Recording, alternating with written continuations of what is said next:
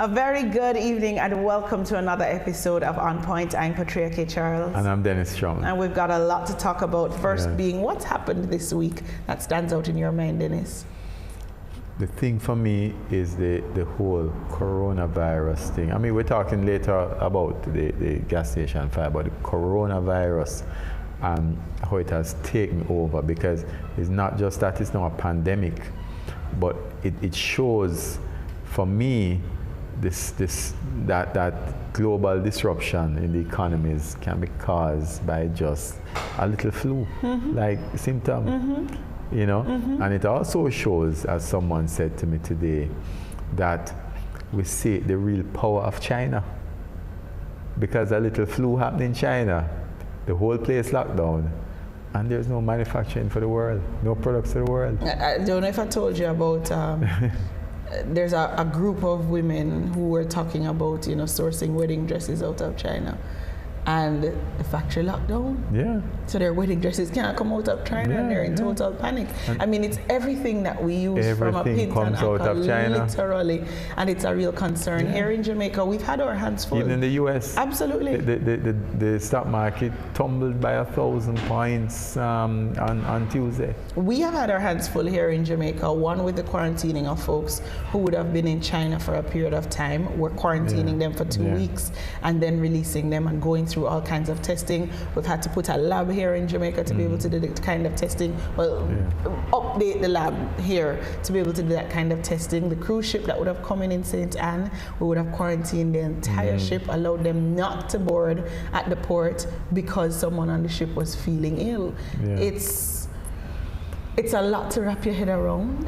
And when you think about the safety of a nation and just how one person can actually affect us. And the safety of an industry, because tourism will be hugely affected. I know what we're doing now, but my mind goes to the fact that if someone's on a flight suspected of being infected with the coronavirus, and we quarantine that one person for 14 days. Quarantine the flight. Wouldn't they have already infected the other 200 people on the plane? Have to quarantine the flight. I mean, these are real things to think about. The expense of corona, the potential expense of corona, the potential impact of corona, because what's happening now is we're quarantining that one person who was in China and sending the other 200 people who may have been infected home to infect another 200. What they have to do, just like the US people did with the people who were on that ship, the ship that had the infection, they carried the people home and quarantined them for another 14 days. And that's just the sort of drastic action you have to take. Italy's on shutdown. Wow. You know, wow. Yeah. It's amazing. They say it's a global pandemic now. It's happening that way. Boy, I'm afraid of a couple of things. I'm afraid of water and what water can do. I'm afraid of fire and what fire can do. And I recognize their powerlessness to some illnesses that are out there. And this is absolutely one of them. But we're not focusing on the corona for the show, folks. We are focusing on two very different things. One being the fire at the Heavens Fresco in Mandeville. And the second thing we're looking at, it is Reggae Month. Why not look at the business of reggae music? But first, let's take a look back at some of the top business stories of the week. At number 5, despite the massive blaze at its Mandeville service station last week, future energy source company Fesco says it still plans to go ahead with sales of shares to the public via an initial public offering IPO. However, Fesco says that there will have to be a new date for the IPO. The company says NCB Capital Markets Limited remains its advisor. The IPO was initially planned for the fourth quarter of 2020. At number 4, sales of Dettol and Lysol products have surged as the spread of the coronavirus outbreak continues. The disinfectant is seen as providing protection against the spread of the disease, although its effectiveness has not yet been scientifically proven. In China, demand for Dettol branded hand gels is outstripping supply.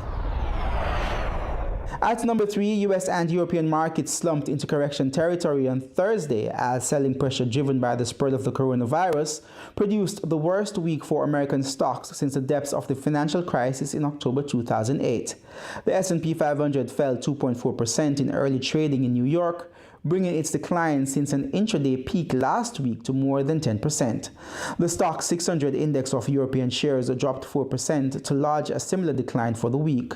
European markets are set for their worst week since the Eurozone sovereign debt crisis in 2011. Since its January peak, the FTSE Old World Index has shed about $5 trillion in value. At number 2, Jamaican authorities blocked a cruise ship carrying 4,500 passengers and more than 1,600 crew members from calling at Ocheria St. Anne earlier this week. According to the Health Ministry, the ship was denied docking after port health officials discovered that a crew member was in isolation on board. The health authorities said that the crew member had a cough, fever, and associated muscle pains with a travel history to a country of interest relating to the coronavirus. At number 1, the Planning Institute of Jamaica, PIOJ, says the Jamaican economy grew by 0.1% for the October to December quarter of 2019. Meanwhile, PIOJ Director General Dr. Wayne Henry says the outbreak of the coronavirus could potentially impact the local economy. This, he said, would largely be due to travel restrictions implemented to stem the spread of the virus, as well as the impact of the slowdown in the Chinese economy on global trade and investment flows. Up next, occupational safety for gas station workers, right here on Point.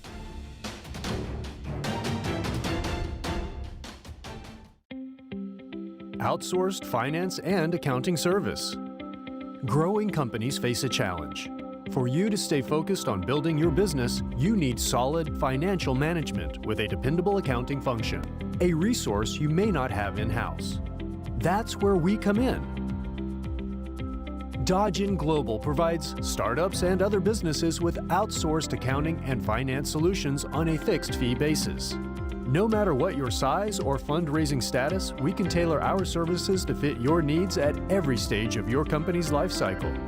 Whether you want to add expertise to your existing team or completely outsource your accounting and finance functions, we offer reliable and economical options, including accounting system installations and upgrades, from simple to complex, help establishing preferred banking, legal, payroll, benefits, and HR relationships, paperless online bill payment and bookkeeping, financial reporting and advice for management and investors, financial statement audit management, sales tax compliance. Our team can help you make smarter, more effective decisions.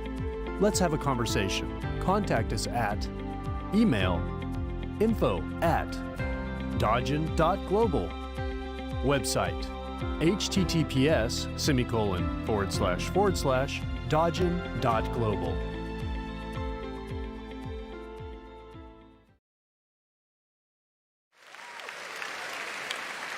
I do have a dream, and I know you have a dream, that we can make Jamaica the place of choice for you to choose to live, to work, to do business.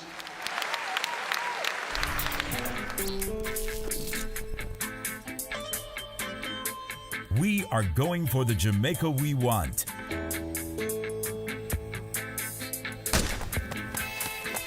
Making steady progress to achieve the Sustainable Development Goals in our National Development Plan, Vision 2030 Jamaica. We have teamed up with valued partners, working through strong institutions to reduce inequalities in our society. We commit to being responsible in our production and consumption, ensuring we build sustainable communities in harmony with nature. Jamaica is making significant strides in providing quality, lifelong education for all, enabling our people to be engaged in decent work to drive economic growth, equipping men and women with the skills to build resilient infrastructure, promote sustainable industry, foster innovation, and utilize new technologies.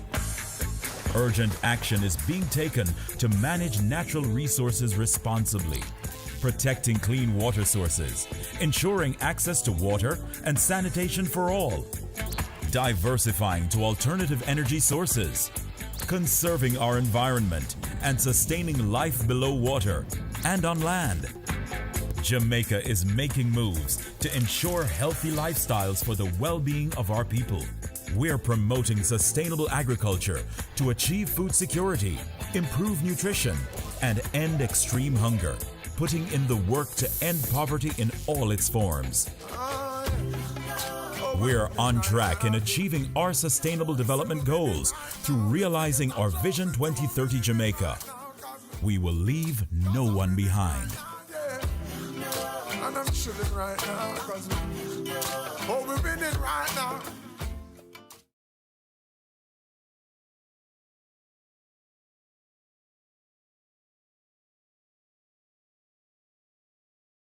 Your business matters. Business Access TV offers you the most innovative and effective advertising solution for your business, specializing in B2B sales, cost-effective solutions, the customers you want, the repetition you need. No matter the size and nature of your company, your business matters. Call us at 876-291-6233 or 876-376-4225. Email sales@batvja.com.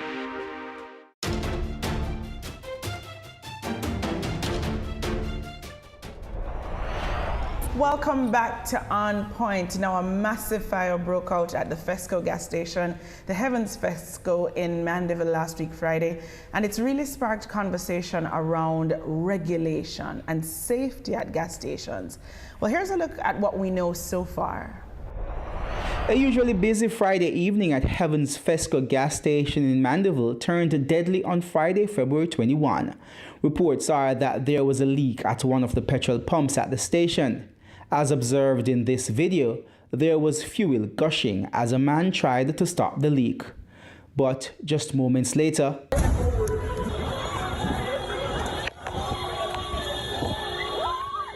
a massive explosion causing pandemonium in the town. Passers-by looked on as the fire blazed. In the aftermath, destruction. Some 10 vehicles were destroyed. The Jamaica Constabulary Forces Forensic Unit, along with the Jamaica Fire Brigade and respective insurance teams, continue to do investigations. However, so far, the damage is estimated at about 35 million Jamaican dollars. This fire has raised major concerns about the training of gas station workers and the standard operating procedures during emergencies. And join us now to talk about safety on the job for gas station workers is safety consultant Keith Davis. Welcome to On Point. Keith. Thank you for having me. Before we even get into the interview, I want to know which corporate entities are actually paying for a safety consultant. There are many corporate entities out there that pays for safety consultants. Safety is very vital for the workforce, the workplace. It's important. It costs corporate entities a lot of money each year for injuries that are occurring on the job, employee injuries, incidents, some not really resulting in injuries, but damage to property. It also results in increasing insurance premiums. So corporate entities are interested in safety.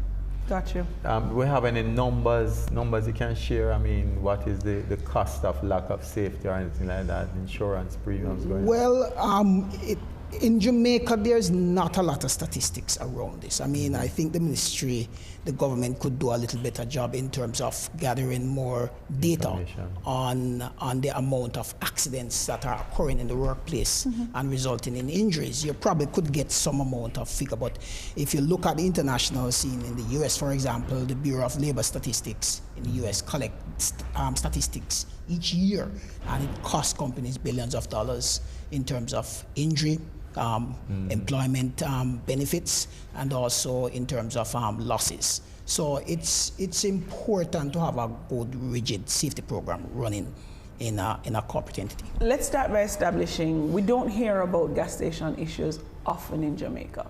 It's not the kind of story where we hear on a regular basis that there are fire incidents happening at fuel stations. So something must be going right. True or false? Not necessarily. The fact that you have not heard about an accident could very well mean that people have been getting away with all these practices over the years. If you look at what happened in Mandeville, you realize that these practices are something that they have been doing over a period of time, and what happened is we're just caught up. It just caught up with us. What happened, as far as you know? So what I will tell you is what I have seen on the videos that are circulating on social media. And you're looking at that with an eye of a trained safety professional. Exactly. I know that they would have started some investigation, and there are many agencies that would have been involved in that. So what I can tell you is basically from what you would have seen on the videos that are, circulating on social media. And let me just say, we lost a life that day. Right. And I really want to take this time to send condolences to Mr. Farquharson and, to his family and friends, and then to wish those that are in, nursing injuries a speedy recovery. Yeah. Now, what happened that day was unfortunate and should really not have, it could have been prevented. One of the things I want to talk a little bit about is the dynamics of a fire, right? For a fire to get going, you really need three main components. You need a fuel, you need a heat and ignition or ignition source, and you also need oxygen. All three components in adequate supply, I said adequate supply, can start a fire. Fuel are plenty at a gas station. So talk about the other two. Abundance of fuel at gas stations. Oxygen is also in abundance in the atmosphere. 21% of the atmosphere is made up of oxygen. But you also have ignition or heat sources now. Now in a gas station, what are some of the heat sources that we find? Motor vehicles coming in with engines running. The engines are hot. Yeah. You have tailpipes or mufflers on these motor vehicles, right? Those are the two main ignition sources, right, that you will find in an environment like that. And when you look at the video, you saw some others. You had people there on cell phones, right, that also a potential ignition source. So that alone, with the vapor out from the fuel emanating in the atmosphere, definitely could cause an explosion. Unruly drivers have been a pain for gas station owners on a regular basis. You pull into the petrol station, you're fueling up, it's the time for you to make the phone call and catch up with all the people that you haven't caught up with for the day. And I think there are gas stations who have gotten to a place where they don't even try to tell you to turn off the cell phone anymore because of the abuse that's been meted out to them by people who are fueling up at the pump. You have taxi drivers who use it as a pickup and loading bay. There are tough people that attendants at gas stations have to contend with every day that make adhering to safety and security difficult. Well, I have been to places overseas, Patria, Dennis, that I've seen gas station attendants or persons in the station telling people not to get on their phone or get off their phones, right? If we probably look at not serving these unruly motorists, as you call them, if they are either on their phones, or one other thing I need to also explain, even the basic habit of not turning off your engines when you get into a petrol station is also something that we need to consider. In coming to this interview, I stopped at about 6 different gas stations, and there are attendants serving persons while your engines were running. So those are some key things that we need to look at generally as a... But let me ask you, isn't there a safety code for this particular industry that's issued and monitored by the JGRA, for example? Because I think that something like this that can cause so much damage. I mean, we should have some guidelines around it. Well, there are regulations out there. There's the Petroleum Quality Control Act, for example, that guides the gas station owners. But if you walk through that act, most of it is centered around the quality control of petrol. So we want to make sure that the petrol is of a good quality for your car engine. It governs that a lot. Pumps are inspected, though, the actual physical pumps. Yes, they are, and that is also governed under under that act as well.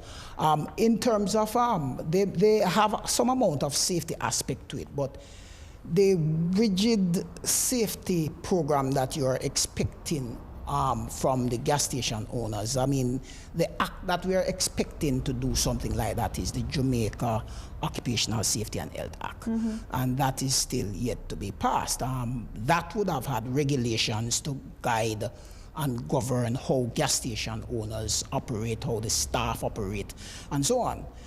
One other thing I picked up from the video, for example, was what was happening when the fuel, what the staff were doing when the fuel was flowing out on the ground. And it brings into question the whole issue of training. Now, training, I mean, is a broad issue, because the gas station owners may say, yes, we are administering training, but how often are we doing training? Do we do training to new people when they come on site? I stopped at one. I asked one of the attendants today when I was coming in about whether or not she has been trained, and she said she was there from December working at a service station and has gotten some training around the commercial activities at the pump. Not safety. Not so much on the safety aspect. But the other reality that you must contend with is folks who work at a gas station are not the best paid, and the turnover in a gas station is high. So how do you keep up with the kind of robust, rigorous training that is required that can't happen in a 1 week or a 2 weeks if your turnover is high? How you do it? But how did you find the time to do the commercial side of the training? Now, you see where the priority lies. Yes. The priority is on the commercial side. The money I earning. need to make sure that when you're dispensing the fuel, you don't over-dispense. That's where the priority lies. Yes. But how about the... But there are controls. I mean, I know pumps should have controls. Yes. That when the fuel get up to a certain point, it stops. Right. And cut off, which means that it would mean in a situation like that, maybe it wasn't working, eh? Well, in that instance, you're talking about the nozzle that Right. you place into the tank. Right. When it gets to a certain point, it shuts Yes. off. But there are also emergency switches that should be in place at the gas stations. The videos that I've seen did not show clearly whether the leak was coming from the nozzle or the pump, or the pump itself. But one thing for sure, and I have a video that I'd want you to show your viewers on the emergency shut-off switch that should be available at gas stations. And All gas stations? All gas stations should have one. I mean, the video clearly shows, and this is not here now, this is a video showing somebody narrating the activities at a pump overseas. But it shows clearly that you should have an emergency shut-off switch labeled, right? And it is placed somewhere nearby, and all the staffs are trained how to operate it. You push it and it should shut off the power on the pump, hence stopping the pump totally. Immediately, I also think that clearly there must be some kind of evacuation plan for hazardous areas, not just gas stations. Yes. But if you've got somewhere that there is the risk of danger, and my father always says, bake him, go and get burned. Something will happen. Yes. Mm-hmm. What is the evacuation plan for clearing a gas station in a town center where if there is something wrong, you are talking about hundreds of people at risk? And that should really come through planning. So we need planning at these different entities. Now, every gas station may have different circumstances because of their location, and how many persons may use that gas station at any point in time. But that comes through emergency planning. And if we're dealing with dangerous goods like hazardous goods like gasoline, I mean, the gas station owners, the JGRA, or all those authorities really need to come together to make sure that these are in place. But Mr. Davis, I mean, following up on what Patria is asking, because that's a very important question, Patria. Yes. Should there be regulations or rules governing this? Because gas stations are in built-up areas, eh? Yes. Where a lot of people can be at risk. School next door. Yeah. Right. Houses next door, you know? I know the NEPA has some guidelines on how gas stations and where they are located. They probably would be better able to explain a little bit more on that, and they would also look at the environmental aspect as well. But yes, there certainly has a need. There's a need now to look back at the regulation to see where these gaps are, and to see what we need to do to prevent, that tragedy that happened in Mandeville. Keith Davis, we thank you for your insights inside On Point today. Appreciate it. Thank you for having me. Not a problem. We take a break, folks. When we come back, more On Point.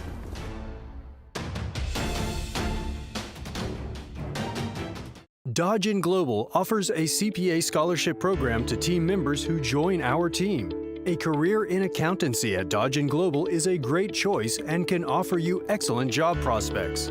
We believe that an accounting education is the greatest gift you can give yourself or anyone else. Few gifts make as significant an impact as the gift of an accountancy education with a job. It's a contribution that lasts a lifetime in the form of learning, opportunity, and success.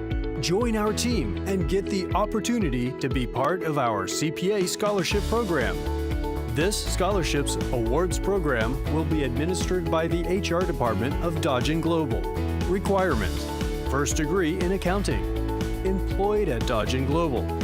Willing to pursue the CPA examination. Here's how to apply. Submit application to Staff Accountant, Dodgen Global. Email sa@dodgen.com.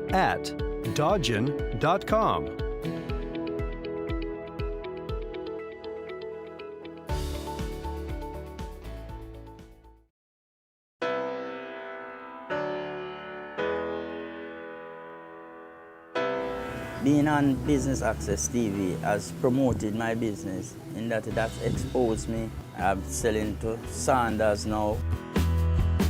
I've been even to Brussels. I've get commissioned to build the ACP logo, and I'm back here now. I'm doing different items, like it's creating more souvenir, different style of souvenir.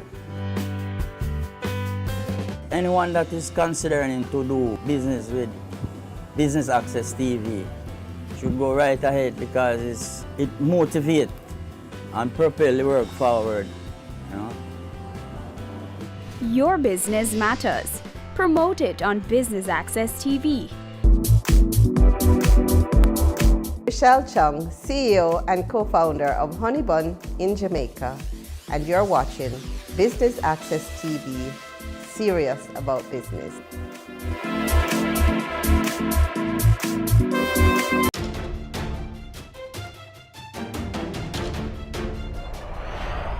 Welcome back to On Point, folks. The Jamaica Music Conference has been on the Reggae Month calendar from about 2013, and it's a space where new professionals in the industry, established professionals in the industry can get together with their compatriots and really think through where the industry is going, and we're talking about it right here on Point. And joining us now to speak about the conference, which took place from February 13th to 16th, is the conference's director, Joan Webley, and culture expert, Clyde McKenzie. Hey, welcome folks. to On Point.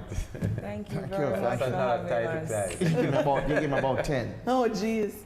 Let's talk a little bit about the conference and what the objectives are. Why is this an important part of the February discussion? Well, first of all, I'm really just one of a team that's been putting this conference together for years. I'm not the only director by any means, and I think that's what's made it so special. The conference is really designed to focus on, as it says, the music business. Those kinds of extra elements needed to make sure that the raw talent that is here can be refined and really be supported to be the bigger international success that's possible. So the Jamaica Music Conference, what we've been able to kind of cultivate over the few years is, as you rightly mentioned, a safe space for information exchange. So you have industry experts as artists as well as the business side coming together and connecting in a really level platform and with a really open, wanting to connect, wanting to share way that persons are saying they haven't experienced quite like that before. I want to hear a little bit more about that, because in truth, everybody in that room is technically a competitor. Everybody in that room is up for the same gig, is vying for the same entertainment dollar, and traditionally, if we think about hardcore business, competitors keep trade secrets. Why are they open and honest and willing to share at the conference? Because we all recognize that this industry or this market is big enough for all of us, for what this Jamaican music industry is really bringing to the world.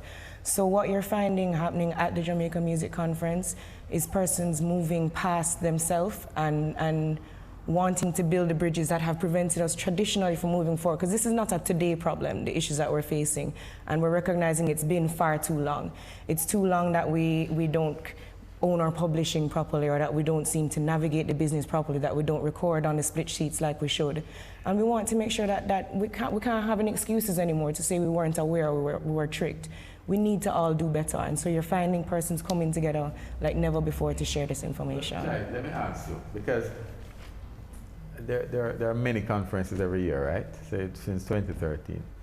Have we made any progress since 2013 in terms of how we conduct the music business? Because it seems like I still hear the same cry like I did.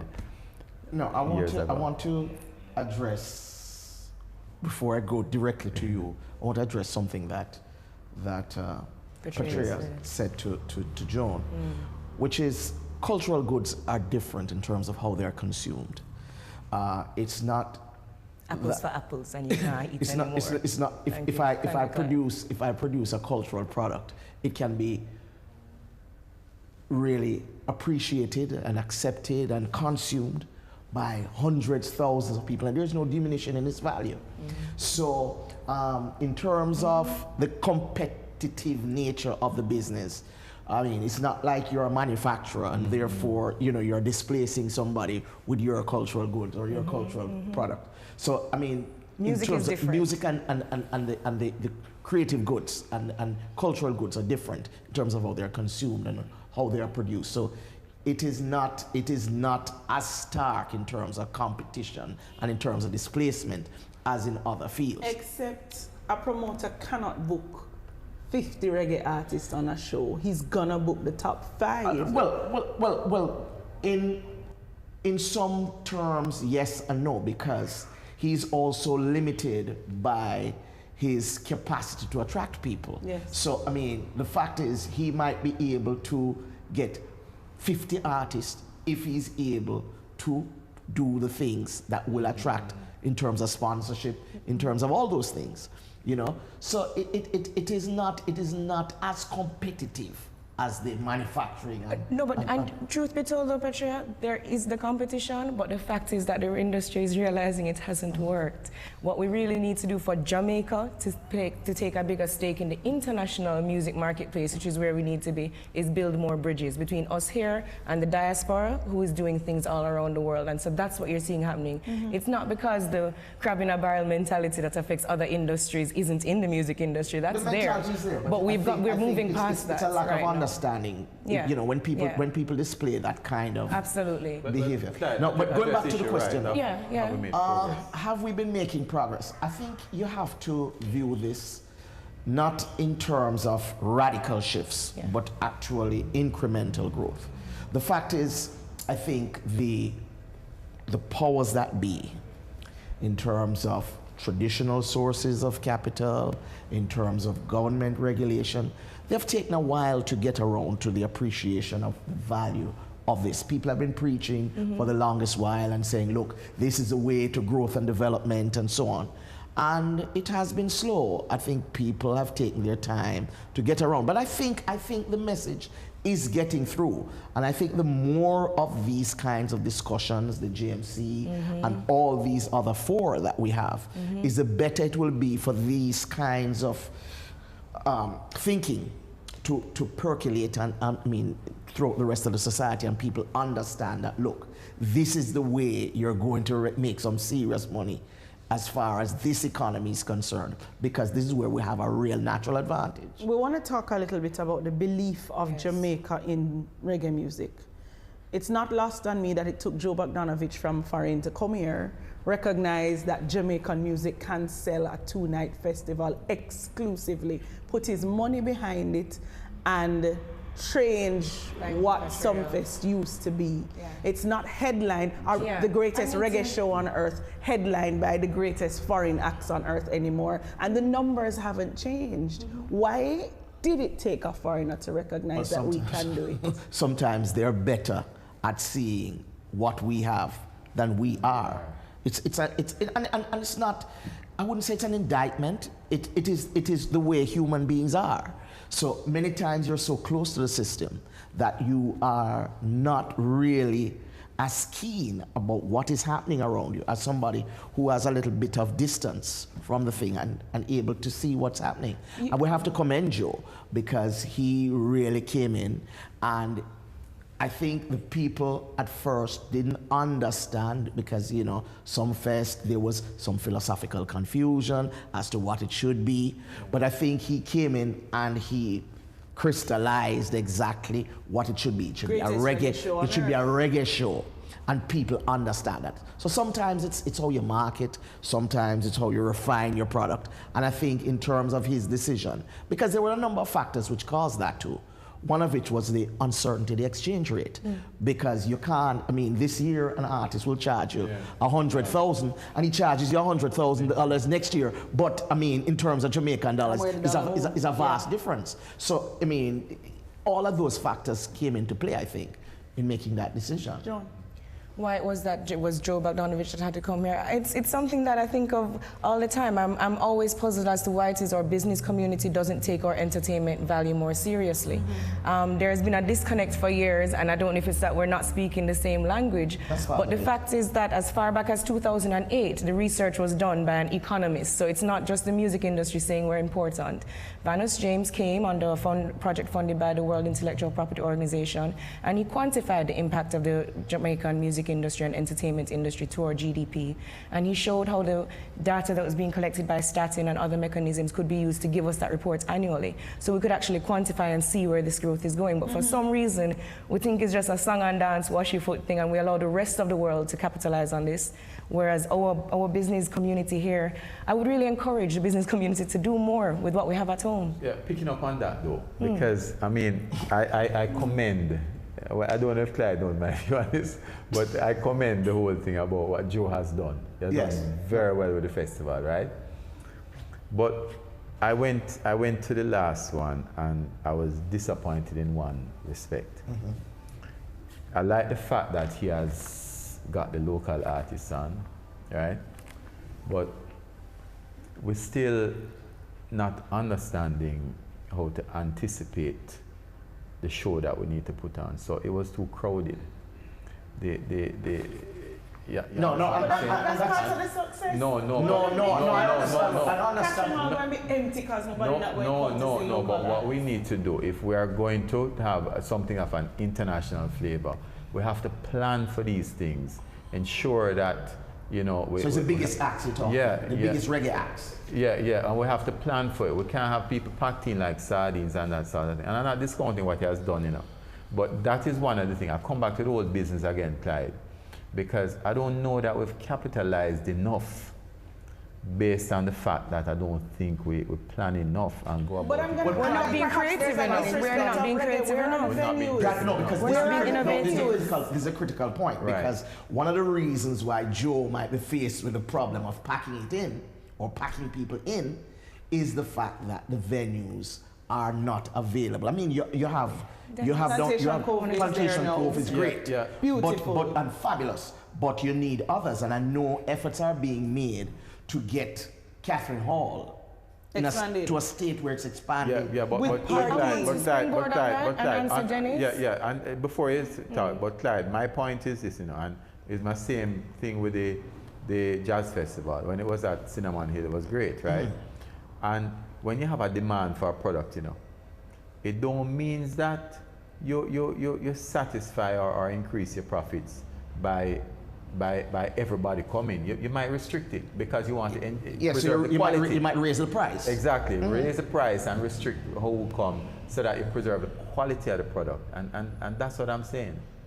You understand? Yeah, well, part of that is also... Don't forget your point, John. Part of that is going to be due to, you know, the whole question of staging festivals instead of staging shows too. Right. Because one of the things is that we have been hooked on putting on concerts rather than making sure that you take as much from the visitors who come here with all the various activities in terms of symposium, and all of that. Festivals. And festivals. Right. Rebel is getting that right. That's where you need to be going. He's grown, moved the venue, 2-day concert. It used to be a one event. He's getting that formula right. Joe, I think, is also working moving in that direction. The mechanics to get that formula right. He's going in that direction. Definitely. Joan, you wanted to say? No, I just wanted, I'm loving the conversation that we're having here. And again, if shameless plug, it is reminiscent of what took place over the last 4 days at the Jamaica Music Conference. You mentioned progress and what is happening. The whole theme was Reggae Mecca Jamaica Vision 2020. And it's a play on the Vision 2030 plan. We recognize we're 10 years out. And so the industry got together. We actually assembled a think tank. Clyde was a part of that. Danny Pepperseed from the UK was a part of that. Cleveland Steely, Abishai Hoylett from Bebel Rock. So quite a diverse representation of the industry. And what we've actually come up with are concrete recommendations for what we see as needing to happen over the next 10 years. And that think tank actually have asked not to be disbanded. So we're going to be monitoring what we're recommending over these next 10 years because, as Clyde has rightly said, it's not a magic trick, it's not an abracadabra situation. It's intentional conversation that's going to allow us to implement the great plans that we have. What needs to change? You know, as I just said, what actually needs for the recommendations? Well, I'm happy that you asked. One of the main things is to put in place those structures that need to actually make Jamaica become a cultural refinery, not just a place where the raw material is. So publishing warehouse or framework, something that could even be an IPO listing so the nation gets to be involved in helping to cultivate and push the new talent forward. So enacting the uplift. And then starting at the base. Yeah, we're always been primary base. producers. Speaking of primary schools, starting at the base, we have an educational plan, putting music in schools in a more meaningful way that has actually been developed but not enacted. Yes. So the think tank is saying these are the things that if you want to become a cultural superhouse, you have to be operating through that lens at all times. You know, really preparing your stakeholders to be an active part in this. And this year at JMC, Wisinco came on board, KFC came on board, Corporate Jamaica came on board like never before. Solid Agency joined with us for the first time. The industry bought into its own conference for the first time in a really solid way. And I feel like it's a critical turning point for us. Still heartbreaking that we haven't figured out a model to be able to remunerate those who are in the industry in a real and meaningful way. And when I sit down and I hear that our royalties are going primarily outside of Jamaica, when you have radio stations in Jamaica that are 100% playing reggae music, not one, not two. Well, you hear when you go to the dance, it's 100%. But our collecting societies are in court. Some of them, unfortunately, are not paying over to the collective management organization. And I mean, this is illegal. And I mean, I don't want to say too much about it because it's in court. It's literally in court. But the fact is, what Joan is saying about ensuring that we add value at the various stages of the value chain is what is important. So, for example, I always tell people, I say, you have management. If you have good management, he can add or she can add value to you because he can negotiate a better deal. Yeah. So if we're supposed to get a man offer you 10%, but your management is going to get 15 or 20. Yeah. You know, so these are things, I mean, it happens every day. And what we have to do, I mean, education, training is a critical part. Preservation, innovation, because a lot of times we don't know the value of preservation. So museums, halls of fame, all of these things are attractions that generate revenue. We need to be looking at award show. We need to be looking at those. Absolutely. How do we make money from those? But preservation in terms of just looking back is critical. And we need that along with the innovation, because I think those are the two pillars. And then, of course, we're going to have to get funding and financing. Ladies and gentlemen, let the music play. I am all for it. Let us have the necessary conversations and ensure that reggae music lives. The and JMC lives effect well. Absolutely. continues. We'll take a quick break and come back with more on point.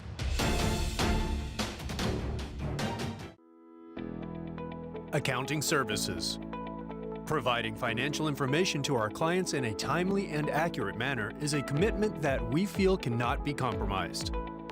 Meaningful, well-organized financial records ensure that your business operations will run more effectively on a daily basis. Dodgen Global provides a full range of cost-effective accounting services, including the following: general ledger and financial statement preparation, bookkeeping, monthly, quarterly, annually, accounting system set up for new businesses, compilation of financial statements, audits and reviews. For more information and to discuss your requirements with one of our experts, please contact us today. Email info@dodgen.global. Website https://dodgen.global. I'm 36. I'm a husband, a manager, and still very good looking. In 2 hours, I have the most important meeting of my life. But first, it's time to play.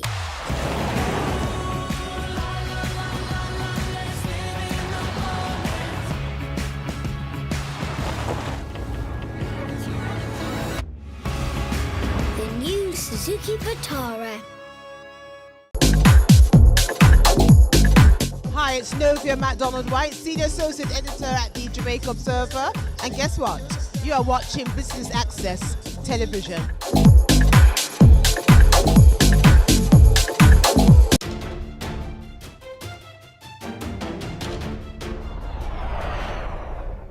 Welcome back to On Point. The global cultural and creative industry is worth billions, and it's expected to grow. Just how much? Here are the numbers.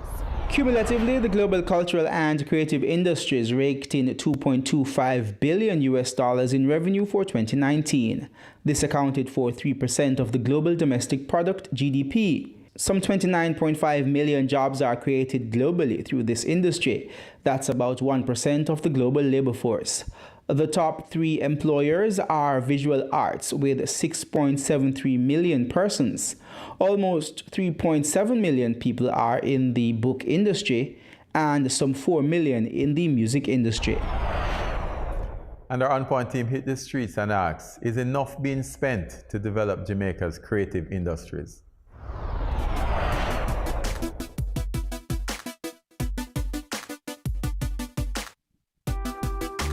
The interest is there for people, but I don't know if the money is being spent.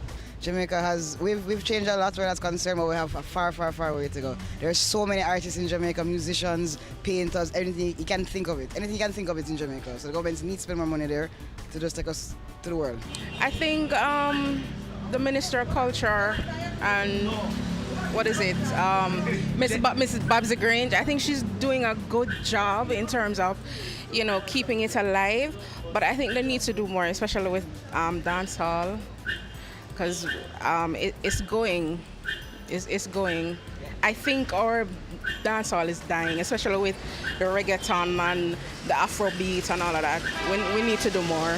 No, I don't think the government is actually spending enough money on our creative industries, and education is not all for everyone out there, because not everyone is book smart, and these things are skills that person can go into and use up their craft. And it's also putting us on the international market, so why not put it out there? Why not invest in it? It's our youths we're talking about, and they're our future. I do personally believe that the government could spend more on the cultural and creative industries. Jamaica has a wealth of talent running through its veins, and the government isn't doing enough to capitalize on the talent that lies within us that could be manifested on the international stage. Coming already. I think it's just enough. I think it can be a little better, but enough is the right word right now. No, I think the government really needs to invest more in our cultural aspect. It doesn't matter what aspect of the culture they want to do, whether it's gospel or reggae, they definitely need to put some more into it. I don't think the government is spending enough to educate our people upon our culture. They are spending more based on importing and taxation and stuff like that.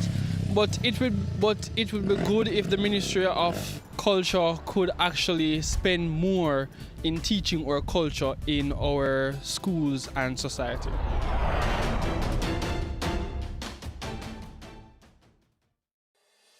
Cash flow and budgeting analysis. A business can be profitable and still run into trouble due to cash flow issues. We can forecast and evaluate your company's financial condition, estimate financing requirements, and track cash flow sources and uses.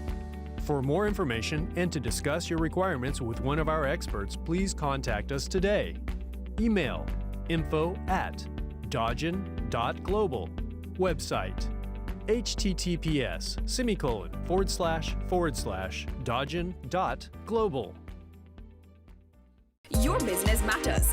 Business Access TV offers you the most innovative and effective advertising solution for your business, specializing in B2B sales, cost-effective solutions, the customers you want, the repetition you need. No matter the size and nature of your company, your business matters. Call us at 876-291-6233 or 876-376-4225. Email sales@batvja.com. Hi, I'm Edmund Bartlett, Minister of Tourism, and you are watching Business Access TV. Serious about business.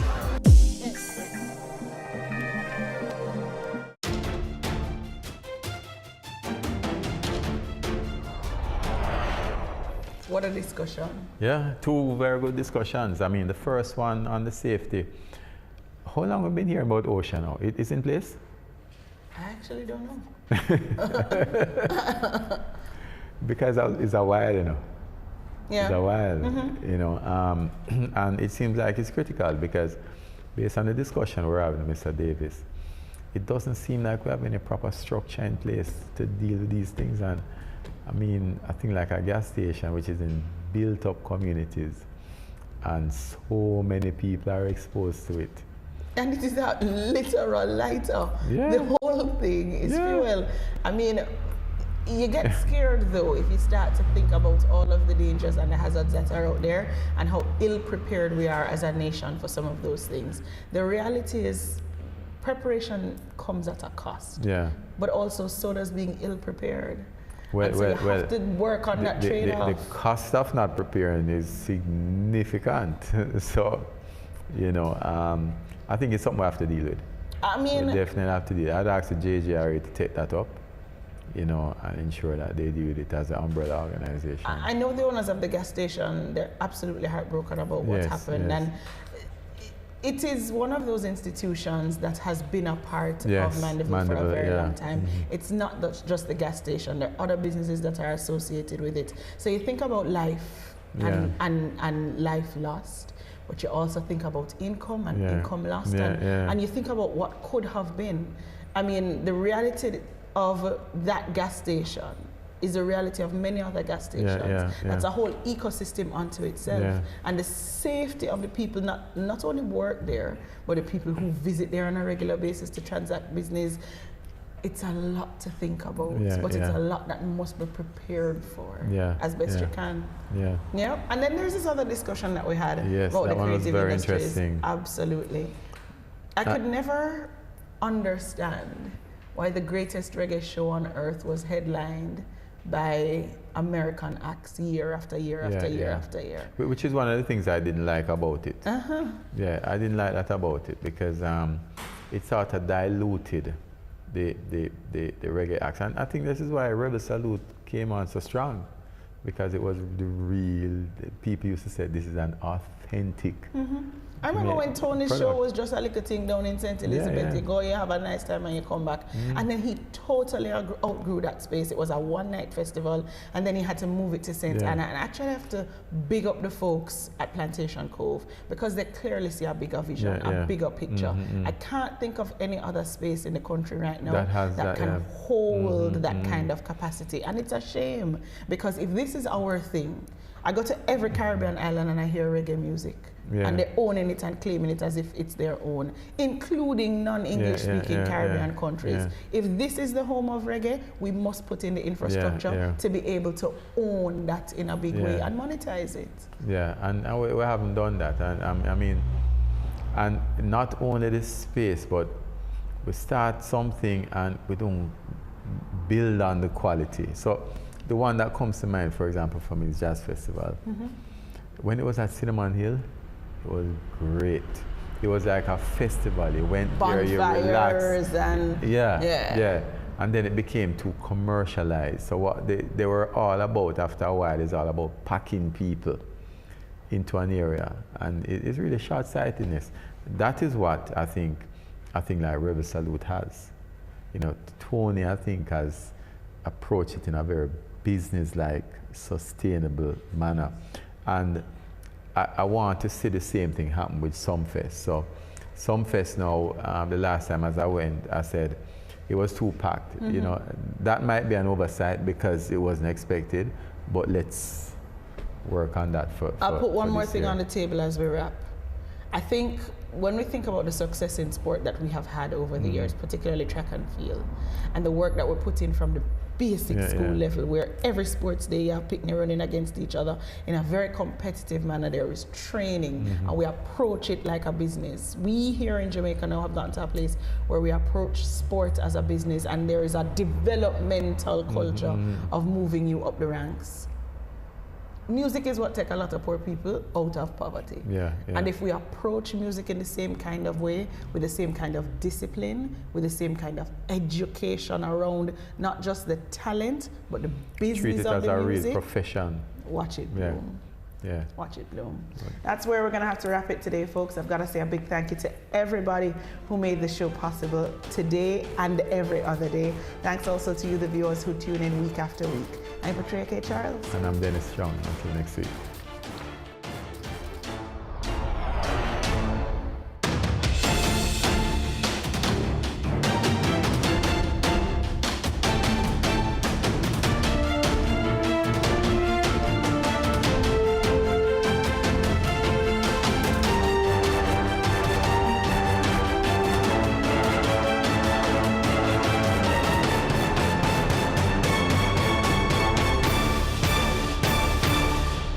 On Point was brought to you by Dargin Global. Cameo takes you behind the scenes of Jamaica's exploding creative industries to give you an insider's look at how creatives get the job done. I'm really picky about how we treat our customers. As creative people, we went a little bit over the top. Each week, we interview innovators leading the charge in their industry. The chaos of creativity meets the stricture of structure on Business Access TV's Cameo. Have you evaluated your audit services recently? If not, we encourage you to do so. We would like to introduce you to Doggin Global Audit Services. Doggin Global employs risk-based auditing as one of their audit approaches. Risk-based auditing, in its simplest form, is a relatively new way of independently and objectively obtaining evidence regarding assertions about a process for the purpose of forming an opinion about the process and subsequently reporting on the degree to which the assertions are implemented. Our auditors literally start the audit process by equipping themselves with knowledge of the nature of the business of the entity and its business environment. Auditors arm themselves with sufficient information about a business and its environment so as to assess risk before making a decision of either performing a compliance test or a substantive test. Risk-based audit approach or process. Doggin Global risk-based auditing comprises of 5 broad stages. The most important facets of those stages are information gathering and planning stage, mastery of internal control stage, compliance test stage, substantive test stage, conclusion and production of report stage. Why risk-based audits? The fact that risk-based auditing encourages auditors to have integrated knowledge of businesses makes the whole process of auditing less daunting as it used to be. By understanding the fundamentals of the business models of a company, auditors can easily identify and categorize risk, which will in turn help better determine the risk model or approach that would be most suitable for the audit. Other benefits of following the risk-based approach of auditing are better understanding of business and its environment, increased chance of achieving audit objective, saves resources, makes audit planning easier. Technology is only one component of an integrated approach that combines methodology, knowledge, and technology into our tailored service to you. We deliver our external audit services using a fully automated audit software. This software is designed specifically to integrate knowledge management into the audit process. If you're interested to get the advantages of risk-based audit approach, please contact us for a free quote. Email info@doggin.global. Your business matters. Business Access TV offers you the most innovative and effective advertising solution for your business, specializing in B2B sales, cost-effective solutions, the customers you want, the repetition you need. No matter the size and nature of your company, your business matters. Call us at 876-291-6233 or 876-376-4225. Email sales@batvja.com.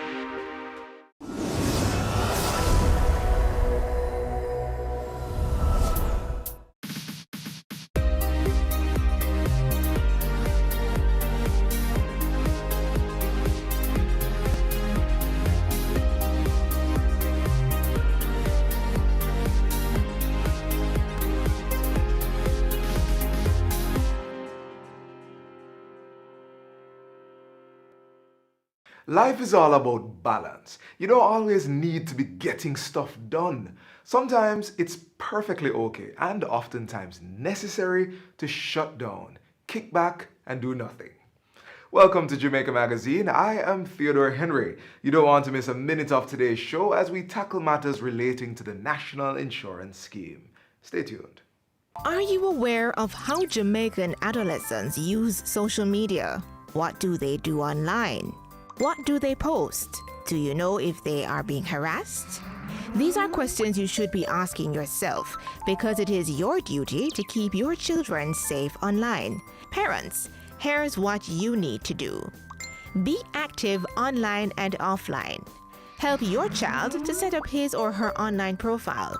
Make sure you familiarize yourself with the different social media applications that they use and set some rules. Protect our nation's children and save them from cybercriminal attacks. In April 2019, NIS contributions increased from 5% of an individual's salaries to 5.5%. Come April 1, 2020, there will be a further increase to 6%. In today's program, we tell you why and much more you need to know about the National Insurance Scheme.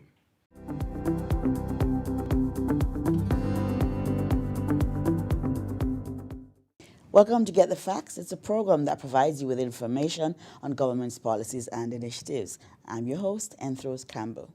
In April 2019, the NIS contributions increased from 5% of the individual salaries to 5.5%. Come April 1, 2020, there'll be a further increase from 5.5% to 6%. In today's program, we'll tell you why the increase and much more about the National Insurance Scheme. Our resource person is Portia Magnus, who is the Director of National Insurance in the Ministry of Labour and Social Security. Ms. Magnus, welcome to the program. Thank you for having me, Ms. Campbell. Really happy to have you. Tell me now, before we go into the increase in the contributions, tell us a little about the NIS. Well, the NIS is Jamaica's, should I say, social insurance program. It's a full social security program offering a range of benefits to contributors, and we also make provision for their dependents as well. And the requirement basically is that persons register and contribute to the scheme so that they will be able to qualify for a benefit. Okay, register? How does one register? Very simple. We do registration for individuals.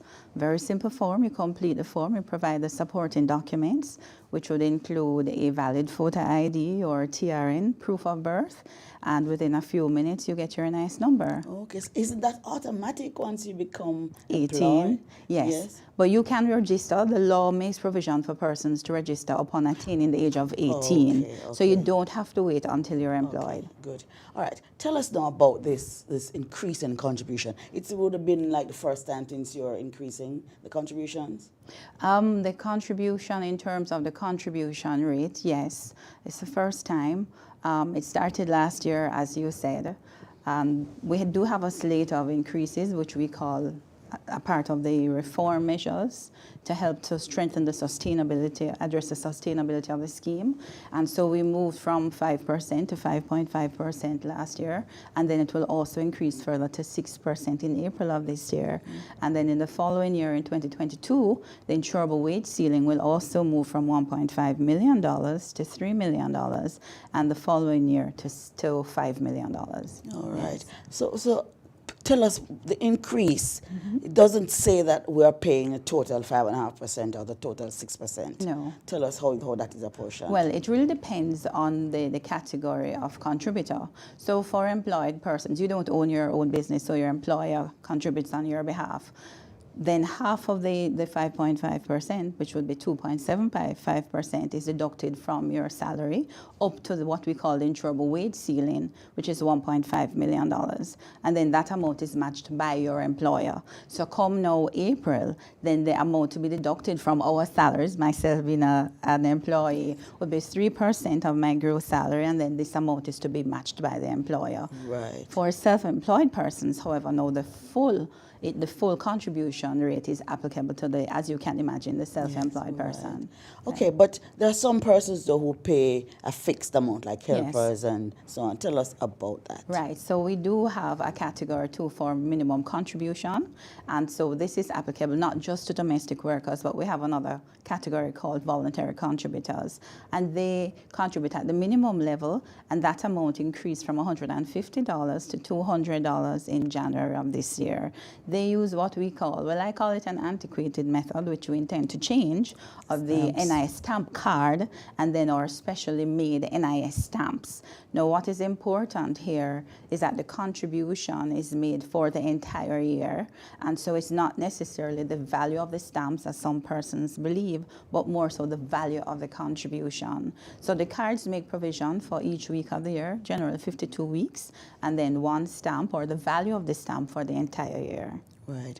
What did you say were increasing the amounts? Remind us, tell us. Okay. Yes. Well, we noticed that from 2007, consistently, the amount of money that we paid out for benefits exceeded what we're getting in as contributions. And you know that is unsustainable.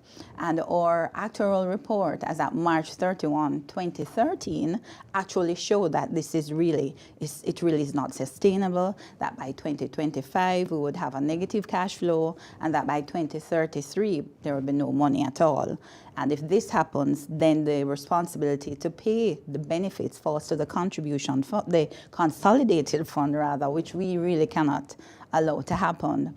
And so some other studies were done, and we made a proposal to the cabinet. We got approval for a slate of increases in the contribution rate to ensure that the NIS will be able to pay the benefits for a long time. So the monies that you put in is not that you get out, right? No. In fact, the benefit is quite generous relative to the contribution rate. And in fact, we do have the smallest contribution rate in the entire Caribbean. And you will find that over a short period of time, the persons will receive, all our pensioners really get back what they would have put in a short period of time, and we pay for life once you get a pension. Yes. So invariably, persons get back more than they would have contributed to this scheme, because it's redistributive in nature. But people always complain that the NIS is so small. But the contribution rate is small.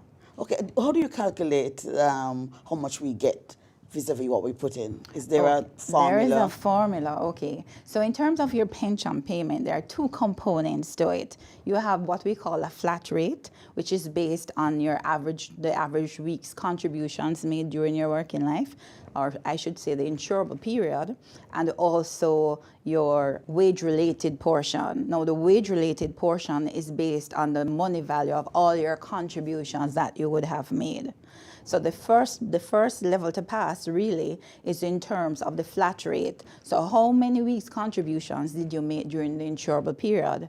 Now, your insurable period is from age 18 up to retirement, if we're looking at the retirement pension, because we do have a slate of benefits, right? And then we do that computation. It will give us the average weeks. Your average number of weeks determines the flat rate pension that you are paid. Yes. The flat rate pension, now we have three rates: half rate, a three-quarter rate, yes, and a full rate, all based on a range of weeks, average weeks. Now, we do want persons to get the highest rate possible, which is the full rate, which right now is $3,400 per week. That's a full rate? That's a full rate, plus your wage-related portion Okay, okay. Yes. So it's 3,400 plus The wage-related portion yes. per week. Yes, which is based on how much you would have put in? Yes. Yes, yes. So the dollar value of your contributions, now we apply a formula to it and we add that to your flat rate, and that gives you your full pension. Good. Yes. But there are more benefits, and we're going to talk about that Yes. right after the break. We take a break now. We come back with more discussion on the National Insurance Scheme. Please stay with us.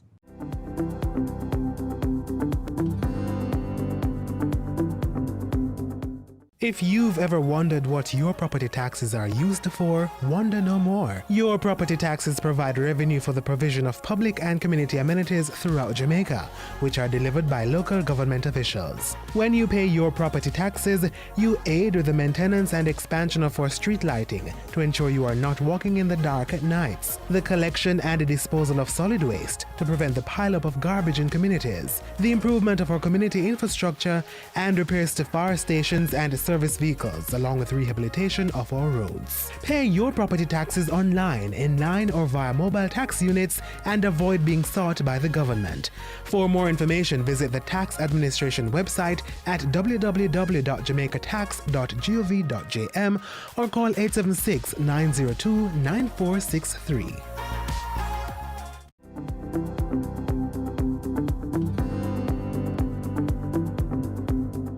Welcome back to Get the Facts. We continue our discussion with Ms. Portia Magnus, who is the Director of National Insurance in the Ministry of Labour and Social Security.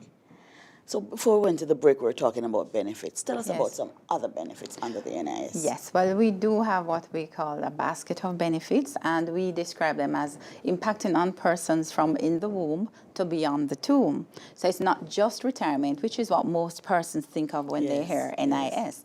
So we do have a maternity allowance for domestic workers. We do? Yes, we do. And so it is very important that our domestic workers contribute to the NIS, because the maternity leave law does not make provision for helpers to be paid while on maternity leave. But once they contribute to the NIS, then they get the maternity allowance, which is actually 8 weeks at the existing or the prevailing, the national minimum wage. Okay, okay. Yes. Good, good, good. And there's no limit to the number of allowances that would be paid for domestic you can have as many worker. babies as you want to get a benefit. Be fruitful and multiply and replenish the earth. Yes, right? no, we're not. All right. We're not encouraging that. We also have a range of employment injury benefits. We have, in terms of paying for medical treatment, paying a cash award. Now, these two are linked to the number of sick days that you would have gotten, leave from the doctor. We have employment injury disablement pension. This is based on a diagnosis by our medical doctor. And we also have employment injury death benefit. We also have another benefit type, the invalidity pension. Again, this is related to illness. Now, employment injury speaks to being injured on the job and developing a disease that is related to your occupation. Invalidity is different. This is where somebody gets have an illness that renders them permanently unable to work, and so the NIS kicks in here. Naturally, then, you would have to be younger than the age of retirement, and 65 years, yes? We also have survivor benefits, both for children and the surviving spouses, as well as the popular one, the retirement pension. Yes. Now, once you are awarded a pension by the NIS, you automatically qualify to receive health insurance, which is called NI Gold. We have a funeral grant as well. Tell us about the funeral grant. How do you get the funeral grant? What should you do, and how much is it? Well, the funeral grant right now is $90,000. To access the funeral grant, you either have to be a contributor to the NIS or a pensioner or the spouse of a pensioner or a contributor of the NIS. Now, there's a requirement in terms of contributions. So the first hurdle is to actually pass the requirement for us, meet that requirement to earn the funeral grant. This is payable to the person who actually covers the funeral expense of the deceased. Yes. And in cases, let's say you are married and one spouse did not contribute to the NIS and that spouse dies, then let's say the surviving spouse or another person pay the funeral expense. Because the surviving spouse was a contributor to the NIS, a funeral grant is also available. Yes. And there's an orphan's pension as well? Yes. In terms of children now, we do have we have two categories, special child and orphan. Orphan is self-explanatory. Yes. Both parents would have died. The special child now is where the mother was the primary caregiver and the identity of the father is not known. Right.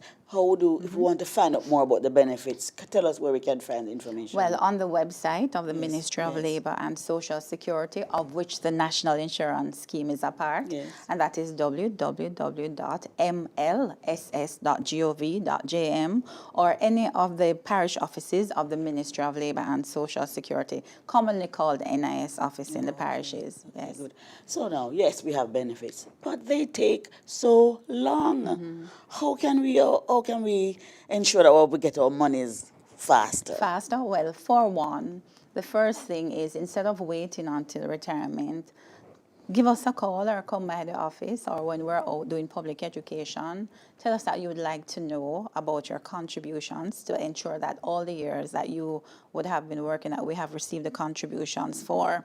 On our part, what we have been doing is trying to digitize our records and to automate the benefit and approval processes. So we have digitized over 90,000 records so far. We have also started the automation of our funeral grant benefit, and that is being piloted now at our Kingston and St. Andrew So the thing to do is to start looking about your contribution before from you early. from early. Yes, and from early is early. like a year before. No. Yes. From you've started working. So you have the liberty to contact us anytime at all to find out, were my contributions remitted last year? Yes, okay. Yes. All right. Now you've changed the mode of distributing the funds to the beneficiaries. Now give everybody a card. You no longer have them go to the post office? Well, we're in the process. So we have different modalities of payment. So here in Jamaica, we still do pay by pension order books, which are like checkbooks. You still do that, Yes, we still do. But we also pay directly into the bank accounts of persons. Yes. So when you start, I know you're going to be eventually giving everybody a card, but do you plan to do some kind of orientation? Well, it's not necessarily giving persons a card per se. No, I mean, you probably send it to their bank accounts, right? We have So started that right. already, Yes. And tell me about the retirement age. And you said it was 60, and 60, it is 60? Well, when the NIS started, the retirement age for us is the age at which the persons now would be eligible to receive the retirement pension. When the NIS started in 1966, it was always 65 for men. However, for women, it was 60. Yes. And in April 2011, we started changing the age to equate it with that of the men. And so each month, we added another month to the retirement age. So we are actually phasing to equate it to 65. So we're still in the process. Are there penalties for persons who do not make NIS contributions? Well, for the employers, yes. For the employers. Right, there's a 20% interest on arrears. Okay. Yes. Okay. And now, in terms of the domestic workers and the self-employed, there is a time restriction within which you are able to make late contributions. So we do actually have a cutoff point. So beyond a certain point, you can't contribute once it's late, because then we cannot be selling you a pension. Some persons are exempt from making these contributions? Exemption in the sense that, let's say now, when you become 18, that's when you are able to register and begin contributing to the NIS once you are working and earning an income. If you are not yet working and you're over 18, then you would not yet be eligible to contribute to the NIS. Someone who is 70 now, in the NIS, we have what we call the deemed retirement age. So let's say whether or not you're working now at 70, some persons do work beyond 70. Yes. At this point, you are no longer required to contribute to the NIS, whether or not you're working. Okay. All right, some useful information. Tell us, is there anything that you haven't told us that we need to know now? Well, it's just that it is very important to contribute consistently to the NIS. For employers, it's very important too that if you're having a financial challenge and financial difficulties, do come in and speak with us. We will make we will make payment arrangements with you. If you don't, this is where we will take you to court and we will apply the 20% interest charge, yes. Thank you so very much for sharing with us today on Get the Facts. My pleasure. This has been Get the Facts. Our guest was Portia Magnus, who is the Director of National Insurance in the Ministry of Labour and Social Security. The National Insurance Scheme, the NIS, offers financial protection to contributors and their families against loss of income arising from injury on the job, incapacity, retirement, and/or death of the insured. Ensure that your contributions are up to date. Do not lose out on your benefit. Until next time, when Get the Facts brings you more of the information that you need. I'm Rose Campbell. Thanks for watching and take good care.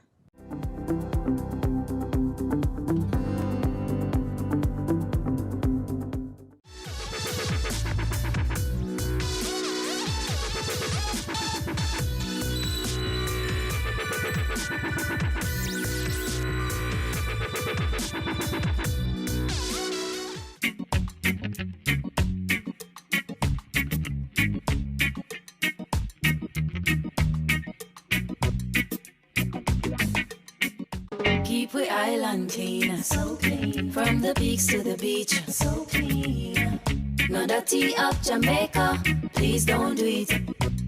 Keep we island clean, so clean. From the peaks to the beach, so clean. No dirty up Jamaica, please don't do it. No dash, no paper, no dash, no plastic. Dispose your garbage responsibly. No know how to recycle, learn it quick. And if you drop it, better pick up every piece of it. Plastics last forever, don't forget the bits. Cause when them touch the street, them end up in the sea. Collect pan the reef where they fish them feed. And when you want seafood, I eat your Keep eat. we island clean, so clean. From the peaks to the beach, so clean. No dirty up Jamaica, please don't do it. No dirty up Jamaica, no dirty up Jamaica, no dirty up Jamaica, no dirty up Jamaica. We've been talking about plastic and polystyrene quite a lot lately, but the message can never be enough until we are all on board. Check this out.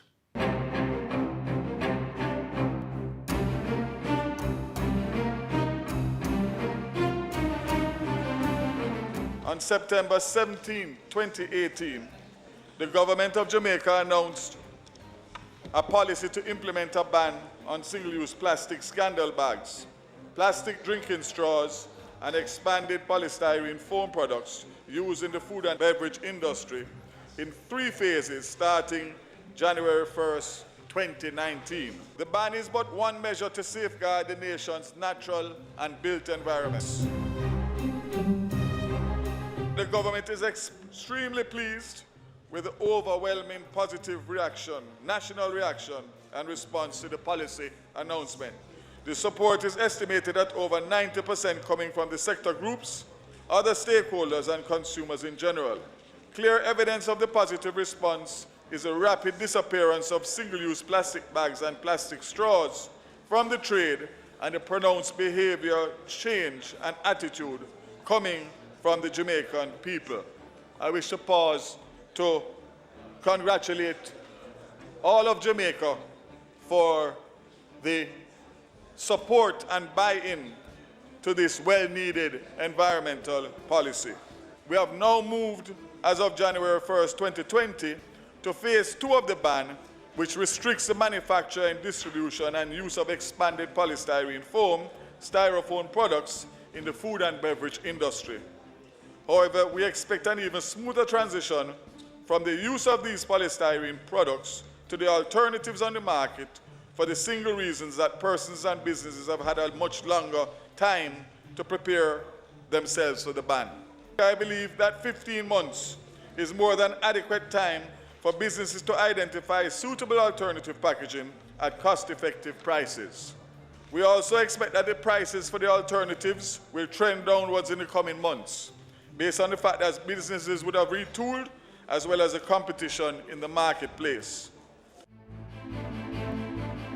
Let me reiterate, the government will be taking strong enforcement action against those persons and companies that do not comply with the ban. Jamaica Customs Agency has also held firm at the ports of entry, confiscating banned items, preventing them from entering the trade. To date, 6 businesses have been fined under the NRCA Plastic Packaging Materials Prohibition Order, and another 30 business persons and individuals will also be charged and face the court in the coming weeks. The maximum fine under the Trade Act is $2 million, while under the NRCA Order 2018, the fine is $50,000. Both carry a term of imprisonment of 2 years, respectively. As was the case with the ban on single-use plastics, the Ministry and NEPA are again partnering on an extensive public awareness program regarding the styrofoam ban. So we have visited the parishes of Manchester and St. Catherine, and it is still early days regarding feedback, but it is noted that a number of establishments in these parishes are compliant. Since the ban, the country has witnessed a pronounced reduction of plastics in terrestrial and marine environment. We have observed significant behavior and attitude change with regard to the banned items, and Jamaican calling for the banning of more items such as plastic utensils, Pampers, and other plastic food containers. There are several business opportunities for large corporations, and MSMEs have also blossomed from this initiative, with business being developed to specialize in the alternatives. At the core of the policy's implementation is a greater focus on pollution control with the aim of improving the lives of all Jamaicans, as well as safeguarding public health and the environment. The measures we are adopting has Jamaica at heart, and it is Jamaica that will ultimately be the winner.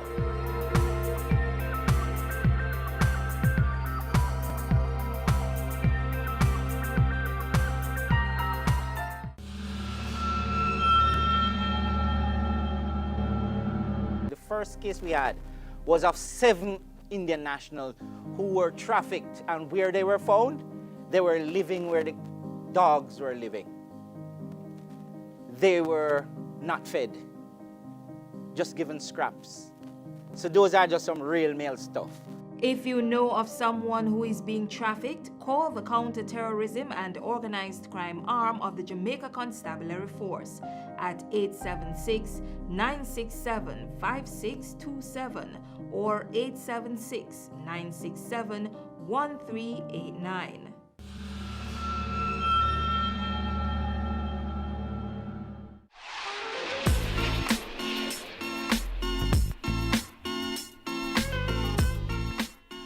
Thanks for watching another edition of Jamaica Magazine. Join us tomorrow when we'll do this all over again. Send your feedback on today's show to Jamaica Magazine at jis.gov.jm. Also, follow us on our social media pages and download our app on your Apple and Android devices. You can also visit our website at jis.gov.jm for more information. On behalf of the entire production crew, I am Theodore Henry. Thanks for watching.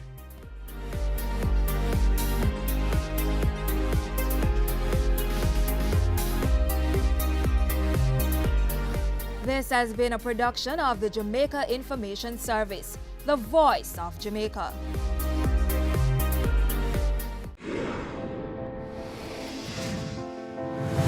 I'm Chris Williams, CEO for Proven. When I think of Business Access TV, 2 words come to mind: passion and performance. In the short space of time that they've been on air, has demonstrated clearly the Jamaican passion for anything that we set our minds to. They have approached television in the most creative and dynamic way, and I'm proud to see how this young station has evolved. In terms of performance, they back up what they say they're going to do. All their programs, all their packages, all their promotions are efficiently and effectively executed. Your business matters. Promote it on Business Access TV. Your business matters. Business Access TV offers you the most most innovative and effective advertising solution for your business, specializing in B2B sales, cost-effective solutions, the customers you want, the repetition you need.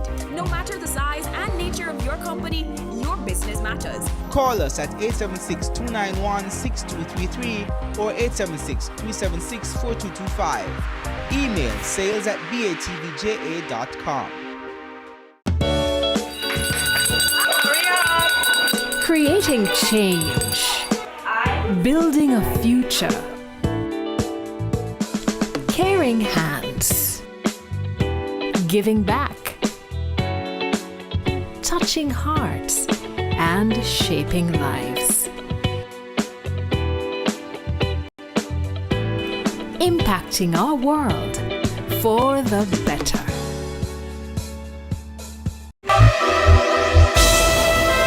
This is Solomon Sharp, CEO, Main Event Entertainment Group. You're watching Business Access TV, serious about business.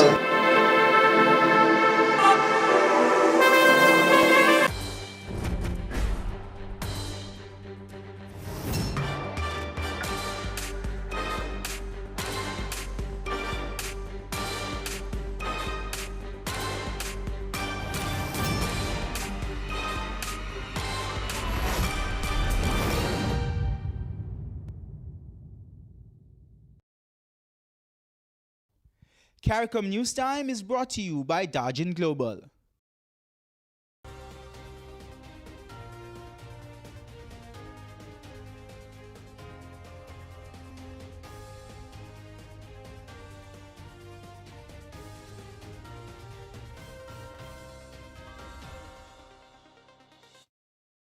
CARICOM heads of government have renewed their commitment to strengthen regional integration governance mechanisms. They have agreed to continue actions to propel growth in the CARICOM Single Market and Economy, the CSME, to adopt an all-of-society approach to tackling crime and to promote a new regime for roaming rates. Welcome to this special edition of the CARICOM News Time on the outcomes of the 31st Intersessional CARICOM Heads of Government Summit. The meeting was held in St. Michael, Barbados on the 18th and 19th of February. I am Tosankin English Francis. And I am Michelle Nurse. Thanks for joining us.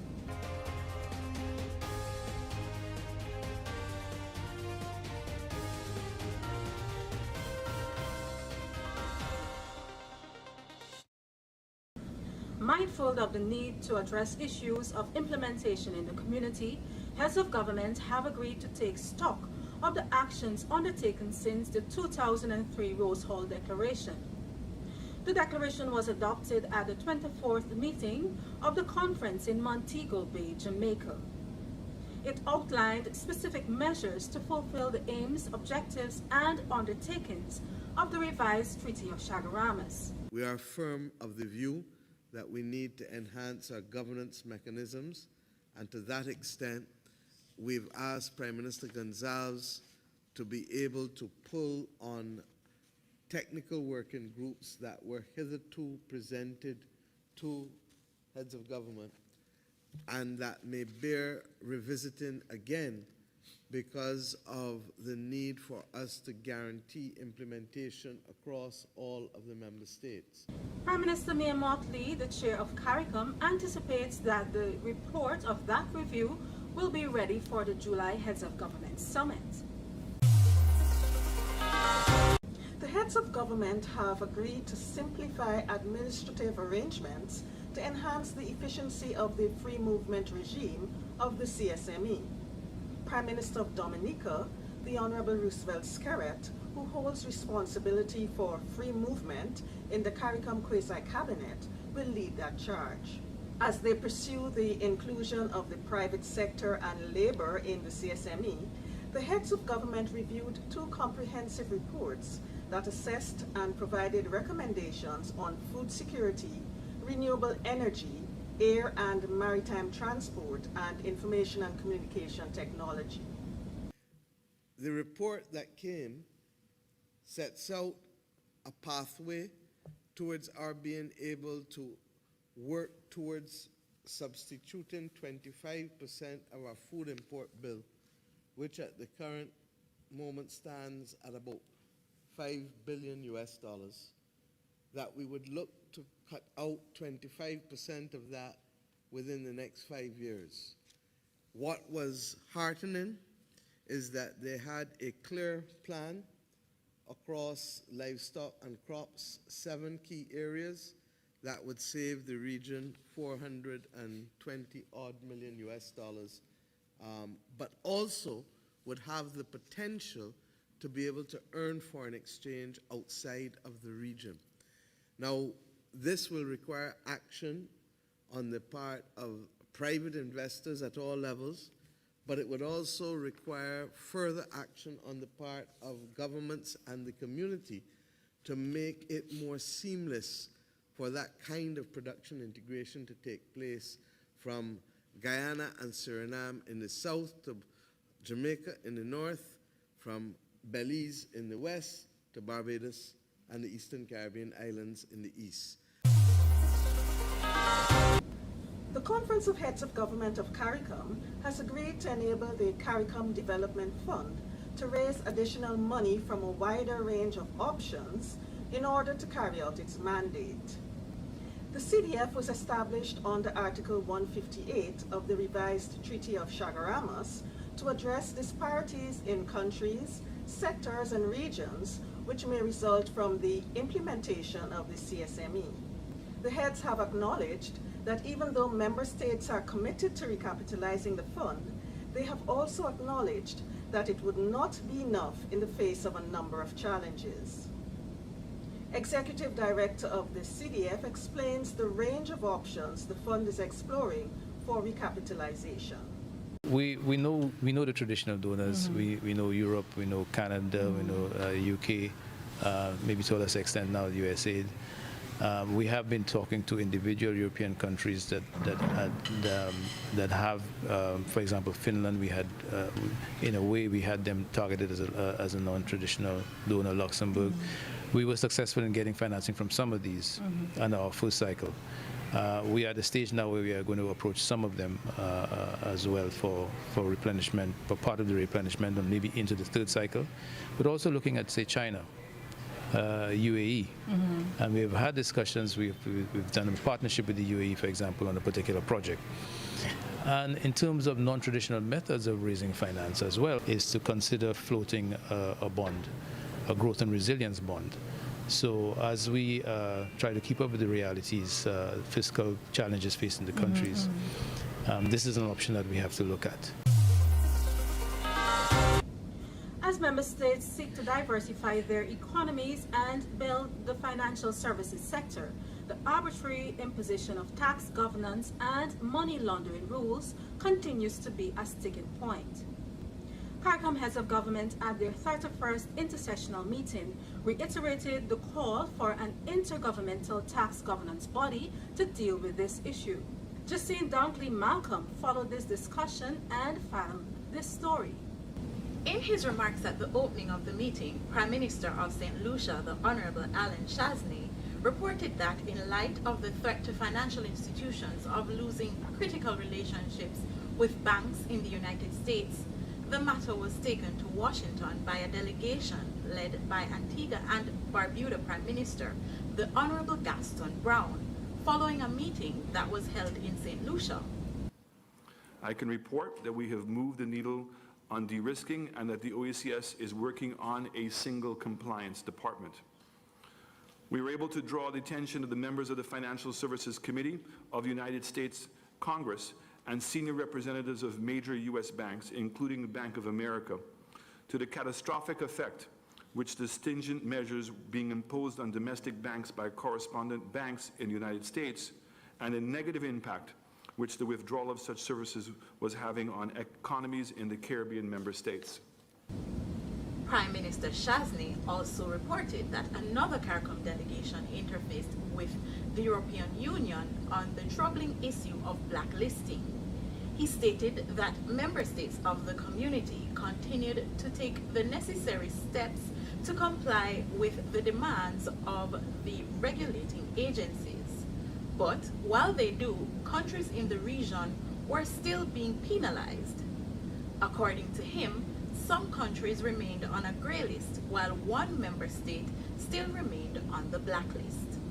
At the end of meeting press conference, CARICOM Chair Prime Minister Mia Mottley of Barbados said that the heads had agreed to consider legal recourse to the matter that impinges on fiscal sovereignty of member states.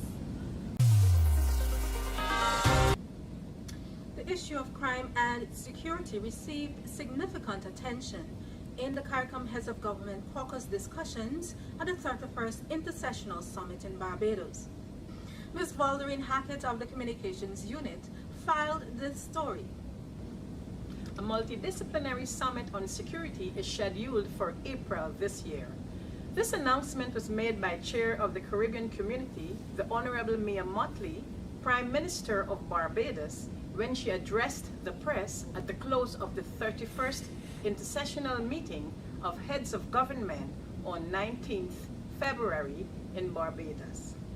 The Prime Minister conveyed her fellow heads deep concern about the continuing high rates of crime and violence in the community and shared their decision to convene a summit which would bring together a wide cross-section of disciplines and partnerships to address this issue. You cannot solve this problem purely through law enforcement, and that we recognize that the source of the problem is a broader societal problem that requires a societal solution, of which the government is only but one of the players. And we're talking about not just how do you solve murders, we're really talking about how do you resolve violence and conflict within our families, within our communities, within our countries.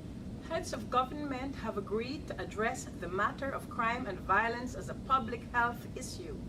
They have agreed also that enhanced security would include measures to assist in minimizing the risk of importation of the COVID-19 virus. Lead head for security in the CARICOM Quasi-Cabinet, Honorable Keith Rowley, Prime Minister of Trinidad and Tobago, has agreed to host the summit scheduled for early April. CARICOM Heads of Government have endorsed the Regional Health Emergency Strategy led by the Caribbean Public Health Agency to prevent the importation of the novel coronavirus to the region.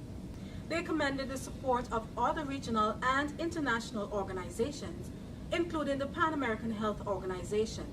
We dealt also with health. Members, states were updated, and we thank them very much for their updates. CARFA, who has been really on the front line of the fight against COVID-19. We are happy but not arrogant that we have been able to contain and to manage our affairs such that there has been no outbreak, no single case of COVID-19 within the community. We pray that our efforts and our actions will continue to allow us to be able to say that. But we are conscious that we continue to have to be eternally vigilant with respect to this matter in order to be able to ensure that we provide the best possible protection to our populations. Heads of government expressed sympathy and support to the government of China as it continues to contain the virus at ground zero of the epidemic. They thanked the Chinese government for ensuring the safety and well-being of CARICOM nationals in China and for their offer of support to boost the capacity of the region to respond to the threat of the COVID-19. The conference mandated the CARICOM Secretariat in collaboration with CARFA to explore the offer from China. CARICOM Heads of Government also addressed wider health issues and were particularly concerned about the escalation of incidents of heart attacks in the region. We also took a report from the Caribbean Cardiac Society, and in this report we were updated to some facts which we have been discussing here in Barbados as well, that the mortality rate for what they call myocardial infarctions, MIs, in the Caribbean is significantly higher than it is in the developed world. And the figures quoted were in the vicinity of 36, 37% as compared to 7, 8% in the developed world. And the point was made that we are probably doing more on prevention within the region than they are in the developed world, but more people may have a chance of surviving a heart attack in the developed world than here because of the additional steps that we need to take. As a result of that presentation, heads of government mandated that we would wish to build the capacity to address the incidence of heart disease, both in terms of continued prevention as well as in preparation to be able to increase the chances of survival of a person presenting themselves at a hospital within the region. And to that extent, we've mandated the Secretariat, CARFA, and the Caribbean Cardiac Society to produce a draft regional strategy aimed at identifying this and other critical public goods, regional public goods, essential for operating the strategy so that we can reduce the mortality rate. Community nationals can now anticipate affordable roaming charges as they move across the CARICOM single market and economy. The Conference of Heads of Government has asked Grenada's Prime Minister Dr. Keith Mitchell to engage telecommunication companies in discussions to chart the way forward on a new regime for roaming rates. We will await the final implementation of the regime as well as the other areas of digital governance for which Prime Minister Mitchell has responsibility. Agreements and instruments of ratification were signed at the 31st CARICOM Intersessional Meeting as members reaffirmed their commitment to regional integration governance mechanisms. The community also signed a Memorandum of Understanding with the Government of the United Arab Emirates for the establishment of a consultation and cooperation mechanism. You can view the full list of agreements in the communique issued at the conclusion of the meeting on the CARICOM news site or the CARICOM website. CARICOM heads of government have agreed to mount a fact-finding mission to Haiti. Briefing the media on that decision, Dominica's Prime Minister, the Honorable Roosevelt Skerrit, said even though the situation in Haiti is complex and there are a number of views on the way forward, it cannot continue without the intervention of the Caribbean community. We've agreed to dispatch a team of senior officials led by the Secretary General, Ambassador Larocque, to visit Haiti and to meet with all relevant stakeholders so that we can find some kind of, first of all, to know exactly what's happening on the ground, engaging stakeholders, but also seeking to devise a strategy of how CARICOM can assist Haiti in resolving this issue.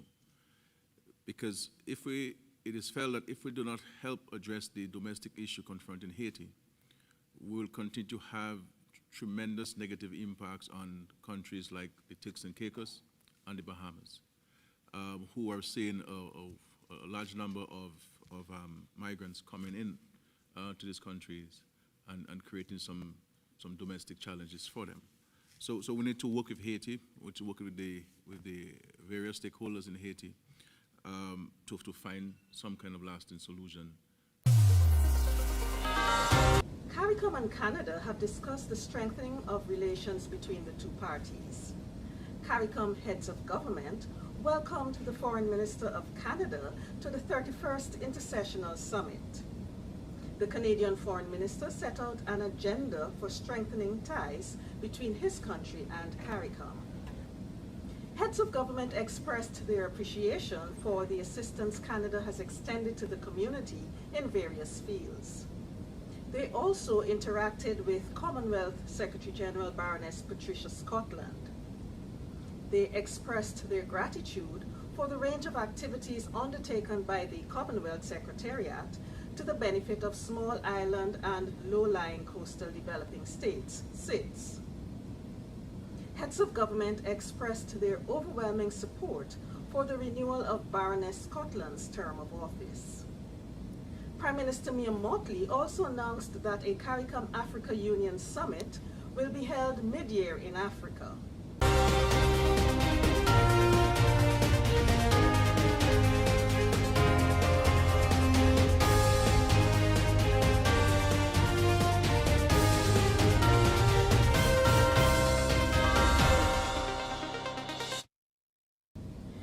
Much more on the Intersessional CARICOM Heads of Government Summit on the CARICOM news site at today.caricom.org and the CARICOM website at caricom.org. Like us on Facebook, follow us on Twitter, and be sure to subscribe to our YouTube channel. See you next time.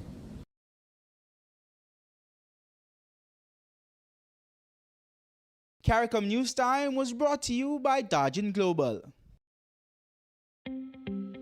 Outsourced finance and accounting service. Growing companies face a challenge.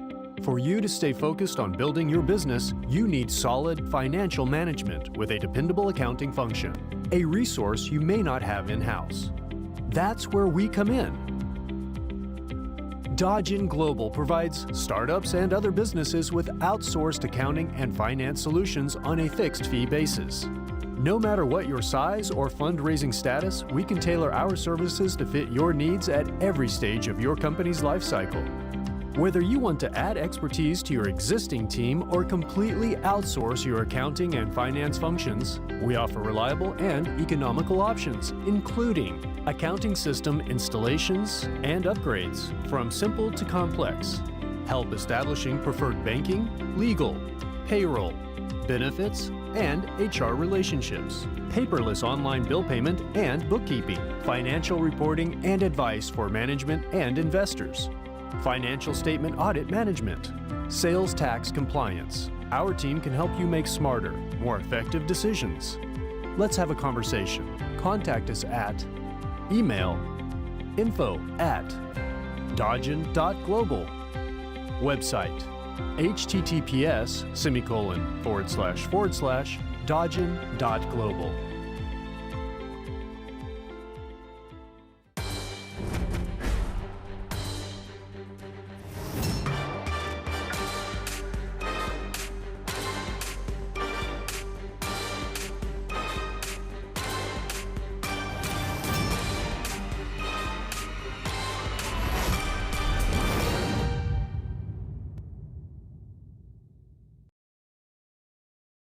Your business matters.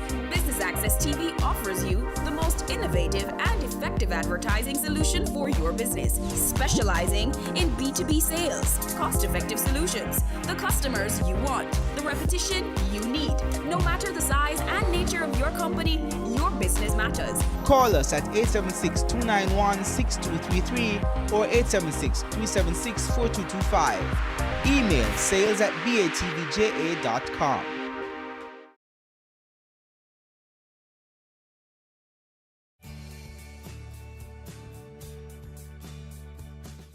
The Jamaica Stock Exchange wishes to help to develop the social sector. To that end, they have formed the Jamaica Social Stock Exchange, which is a safe, efficient, and transparent platform that aims to promote social projects that build Jamaica and will inure to the benefit of all persons living in the country. The Jamaica Stock Exchange is a company that encourages and mobilizes capital for the main market. And that is the market that is not the social sector. Now, the Jamaica Social Stock Exchange is really geared towards the social sector to help to solve social problems in the field of health, education, about children, environment. Those are some of the things that we consider social problems. And so it is to mobilize the capital, allow persons who have a desire to invest in a social good, to invest in the social stock exchange. It is designed in two parts. In phase one, where we look at social investment, and phase two, where we look at social impact investment. Now, in phase one, really what we are saying is it is donation. An organization will have a social issue and design it into a project or a program and invite Jamaicans or persons within the diaspora or the entire world to fund this program. Now in phase 2, you're going to get a return on investment, which is not social. You will be getting shares, natural shares, as you would get if you invested in the Jamaica Stock Exchange. And what you'll get is a return on capital, which is possibly dividend or an appreciation in that share. The Jamaica Social Stock Exchange does more than ask for the funding of these programs, but goes beyond that in terms of monitoring, ensuring that these programs are meeting the targets and the reason for them to have asked for funding in the first place. When we look at this new sector, it is important because holistically, if you do not look on the social sector, you do not improve the other sectors. We want to encourage all businesses in Jamaica to have a corporate social responsibility because it is good for encouraging and the growth and development of businesses.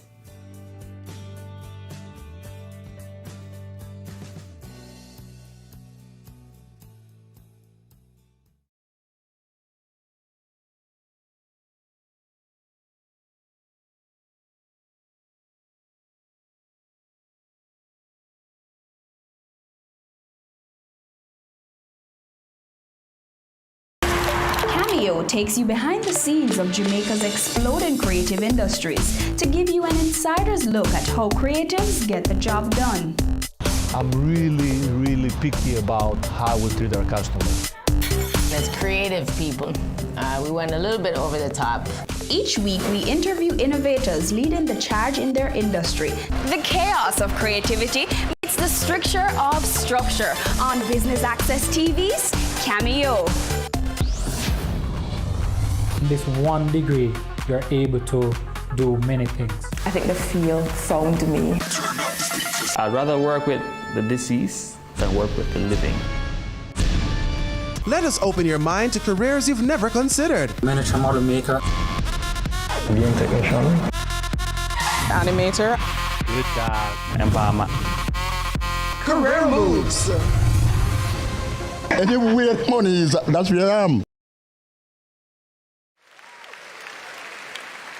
I do have a dream, and I know you have a dream, that we can make Jamaica the place of choice for you to choose to live, to work, to do business.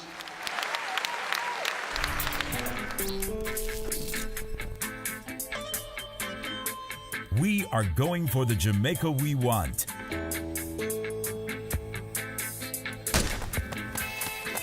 Making steady progress to achieve the Sustainable Development Goals in our National Development Plan, Vision 2030 Jamaica.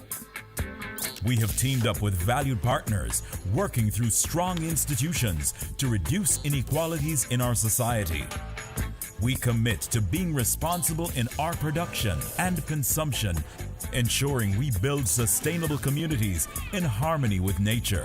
Jamaica is making significant strides in providing quality, lifelong education for all, enabling our people to be engaged in decent work to drive economic growth, equipping men and women with the skills to build resilient infrastructure, promote sustainable industry, foster innovation, and utilize new technologies.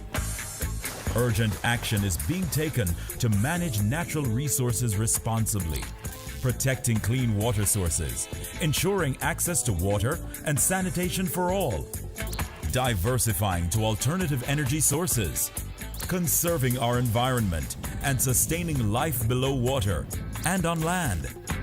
Jamaica is making moves to ensure healthy lifestyles for the well-being of our people. We're promoting sustainable agriculture to achieve food security, improve nutrition, and end extreme hunger, putting in the work to end poverty in all its forms.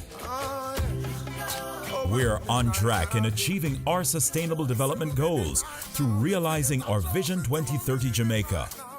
We will leave no one behind. And I'm chilling right now, cause we're winning right now.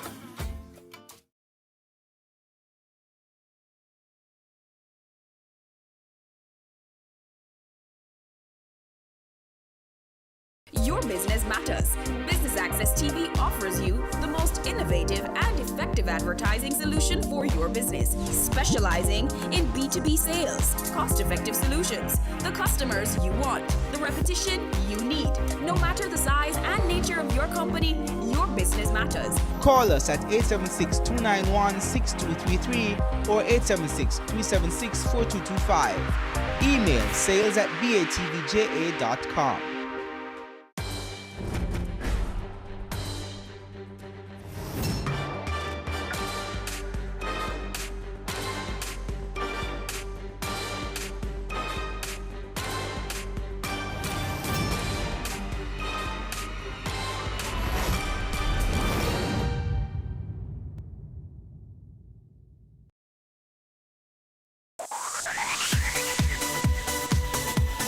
You're watching Business Access TV. Business Access. Business Access. Business Access. Business Access. You are watching Business Access TV. Business Access TV. Serious about business. Serious about business.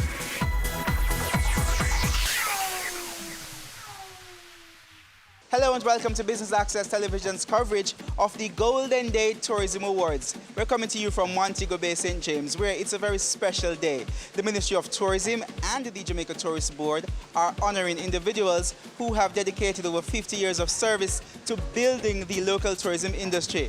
I'm Keneal Gale and I'll be your host, so stay tuned for the highlights.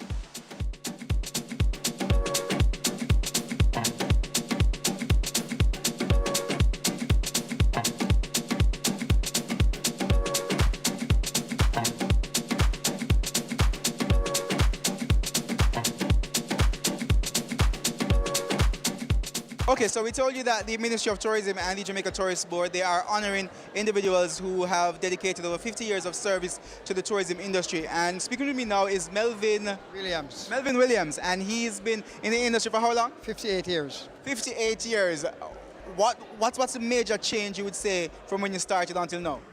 We have quite a bit of changes. I've seen a vast more tourists coming into the country than ever before. We have a lot more people get involved in the industry than ever before. I find that people are more better off in a living condition than before, since the industry has been grown to this dimension. What are some of the milestones you've seen? Because you've been in it for decades. So what are some of the milestones that you've seen over the years? In the last 15 years, it has developed very fast, rapidly.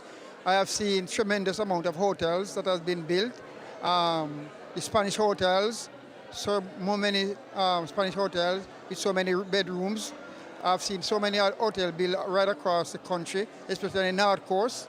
Our beaches have been developed, and cruise ships has been more than ever before in the past. And we have a lot more people, operators, tourist operators, drivers, who involved in this industry that been able to make a better living for their family than in the past. So most of them I discovered that they can have a better home, better school for their kids, able to send their kids to school. And even though it has been hard sometimes, but yes, they're able to do it because of the industry. Let's talk a little bit about your journey. Tell us a little bit about where you started and what are some of the jobs that you've done within the industry. Okay, I started at the Roundel Hotel in 1959, and I worked there until 1963. I was sent to London by Mr. John Pringle, who was the owner and director of the Roundel Hotel, to our Park Lane Hotel in Dorchester, London. And I worked there for 18 months. Then I came back to Roundel in 1964 and picked up my position there, and I worked there until 1970, where I started a transportation business of my own, carrying the tourists with my own taxi service. Then I leave there in 1970 to our Martin Tours, which was the only tour company then in Montego Bay and Jamaica. I worked with Martin Tours until 1976. when they moved out of the country. And then I was a member of JUTA from 1974.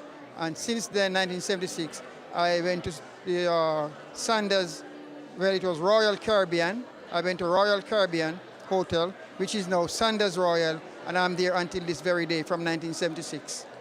Wow. Thank you so much for sharing your journey with us, and congratulations again. And on behalf of Jamaica, we thank you for your service. And I've been able to school all my 6 kids, give them university training, and I think I am privileged to be here this evening to share with you the importance of the industry, and I'm grateful. All right, thank you so much. I appreciate it.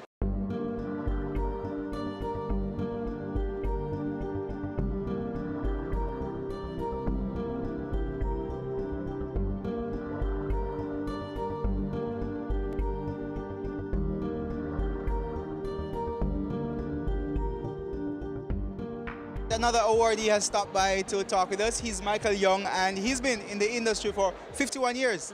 51 years. Talk to us about what you're feeling tonight. What does this function mean to you?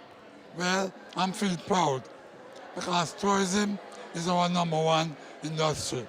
And where I work at the airport, I welcome the tourists in when they came in with their luggage, and when they're going out, I'm the last person to say bye-bye to them. So you have a very critical role in terms of ensuring that people feel at home when they come and want to come back. Right, and I operate on a tip basis. And whether I get money or not, I still give a smile and say, come back to Jamaica, man. All right, talk to us about your journey in the industry. You say you work at the airport now, but that's where you've always been, or you've had different jobs? Well, I do a little Juta tourism too, from the shipport now, because I'm not living back anymore now. I'm getting older. But I've been at the airport from there was 4 aircraft. 4 aircraft. 4 aircraft? Right. And now you have over 35, 40 coming in per day. Nice. How has the tourism evolved in your eyes in terms of the product that we are offering here in Jamaica? It's growing rapid. To what it started from, it's growing rapid. I am pleased. I passed the airport a while ago, and I was happy to see the amount of planes on the ground and the amount of buses. And tourism is quick money. It's foreign exchange. It's the biggest industry in Jamaica. Quick cash. You talk to a lot of tourists. So what do you think are some of the things that we can do better? As in some of the things that we can do to make tourists more comfortable, let them feel more safe, make them feel more welcome. Tourists like a smile, and they like to be comfortable. They like to congratulate and ask them to come back to Jamaica and go the extra mile to do something. And everything is not money. Sometimes some tourists are poorer than I and you, but they come to Jamaica. And if you treat them nice, they'll tell somebody, they maybe tell the rich guy, come to Jamaica. All right, congratulations again. And the word you're leaving with us is treat the tourists nice. Yeah? And keep smiling. Smile, keep smiling. Welcome the tourists, treat them right, keep them safe, and they will come. All right, wise words there from Michael, who's been in the industry for over 50 years.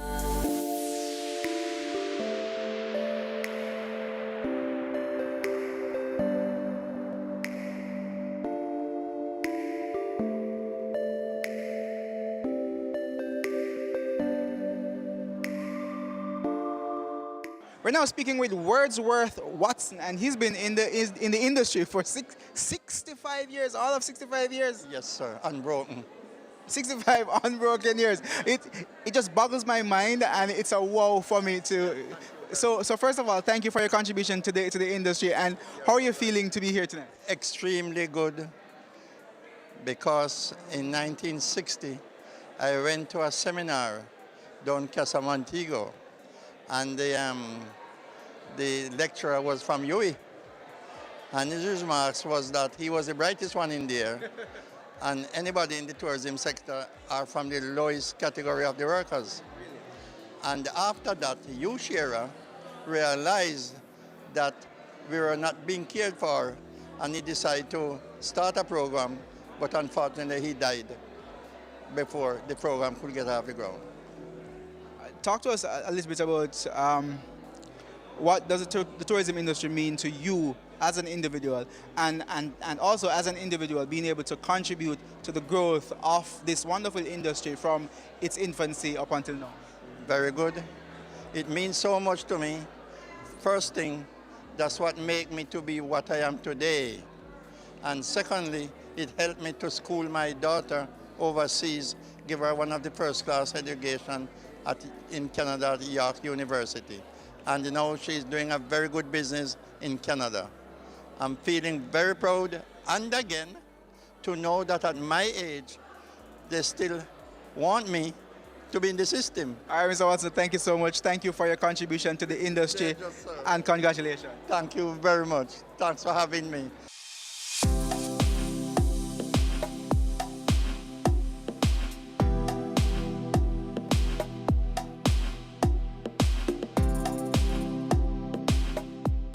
We're now speaking with Myrtle Dwyer, and she's another one of our awardees this evening. Congratulations.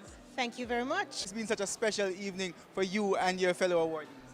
Awesome. For one, I never thought for a moment. I never expect awards. I do, and I am, and whatever comes with it. So when I heard that I personally was being awarded this evening, I was like, that's impossible. I just happened to have been in tourism, did what I was supposed to do, and I'm enjoying it. You've been in it for 50 years, so it must be something that you love. Absolutely. It actually grew on me because came from the hills of Westmoreland to high school in Montego Bay High School to be exact. And Montego Bay was tourism, so we saw tourists walking up and down on the road. We were gracious and kind to them, and it became a part of me, and my curiosity led me into tourism, and it grew on me even further, and I studied the subject heading off to Germany in 1972 to study hospitality and tourism. Jamaica has, sun, sea, sun, but a lot of other places have that. What do you think gives us the edge in the tourism industry? Awesome. We're a nation of contrast. We're an island of diversity, and we're just a land of beauty with experiences to match every desire, every discerning client, every aspirational client, and every client who wants to come to Jamaica or thinks they need to get to Jamaica. Now we know why you're one of the foundation members in the industry. Finally, just tell me, what does that mean to you to be one of the foundation members, one of the persons who helped to build the industry from where it was to where it's at now? Actually, it's good because the times were tough. It was tough, one, being in the industry, working long hours, and two, being a woman. It was a man's industry. And so you had to contend with the men, and you had to contend with foreigners. And but you know what? It made me to be built of sterner stuff. And today my shoulders are broad, and I'm standing on the backs of a few others who came before me. But I'd love to have taught many who have gone on to be excellent women of industry. And 50 years later, you have a real good legacy to look back on. Absolutely, and I'm still going. Reinventing myself. Still reinventing yourself. Thank you so much for talking with us. We take a quick break here from the Golden Tourism Day Awards here in Montego Bay. More after this break.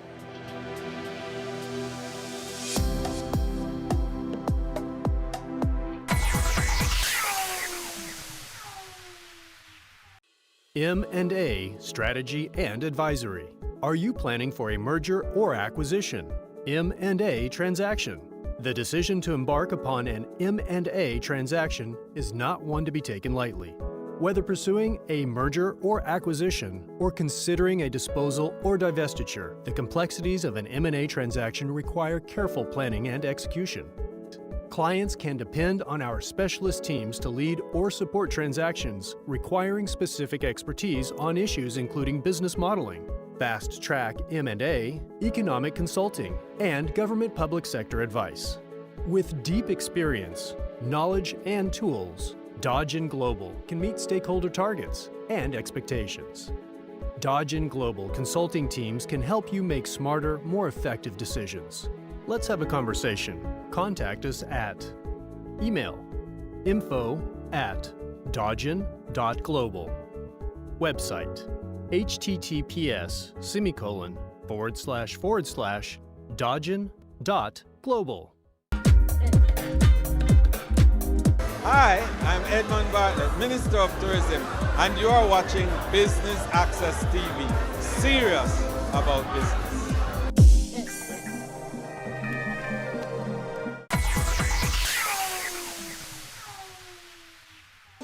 Welcome back to Business Access Television's coverage of the Ministry of Tourism and the Jamaica Tourist Board's Golden Day Tourism Awards.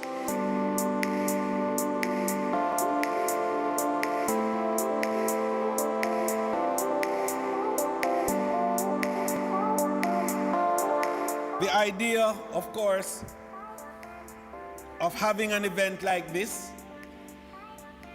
was born out of a realization that tourism has, over the last 50 years, evolved into the most important industry in the world today. And many of you would not have known or even realized what you had been putting yourself to and the tasks that you were assigned and the outcomes that in time would ensue. When you started out in your various areas, some of you have transformed into many, many other things. Others of you have painstakingly stood your path and have served well with distinction in your preferred area. And as Martin Luther King said, you became the best of whatever you wanted to be. If you were a busboy, you became the best busboy that there ever was. And if you were a gardener, you became the best gardener that there ever was. And if you were a driver, you became the best driver that there ever was. And whatever it is that you were, you did it like Michelangelo did painting. And we're proud, very proud to have you. But I wanted to just reflect a little bit on the fact that 50 years ago, when some of you started, and there are many who have done more than 50 years. As a matter of fact, when I went through the schedule, I saw that there were very few 50 years. There were more 51, 52, 53, as far down as 67 years. Hello, 67 years.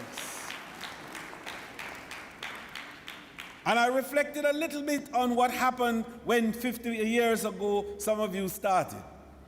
And 50 years ago, 400,000 people came to Jamaica for tourism purposes. And they spent $87 million US. Last year, because of you and your 50 years and more, 4.3 million visitors came to Jamaica and spent $3 billion US. And this year, we are going to see pretty close to 4.4 million people coming, and they are spending $3.3 billion US. In that same period, there were only 10,000 employees direct in tourism. Today, 120,000 people are employed in tourism because of you and your efforts. 50 years ago, we were not a factor in the GDP calculations. Today, last year, tourism contributed 8.4% of GDP because of your efforts. And I want you to recognize that we believe that the time is now right for us to look at this great industry that you've created and to build and create a new architecture that is going to ensure that the efforts and legacy of all of you is sustained in the constant development and the expansion and transformation of this country and the people of our country from poverty to prosperity. And we are excited about that prospect. As a result of which, we have been putting together a number of new initiatives towards that effect. In the introduction to me, mention was made of the efforts that we initiated in my first iteration as minister with regards to the pension program for workers of the industry. And to the benefit of those who would not give a lot of thought to it, that process continued while I was in sabbatical with the new minister, and it was taken to a certain point.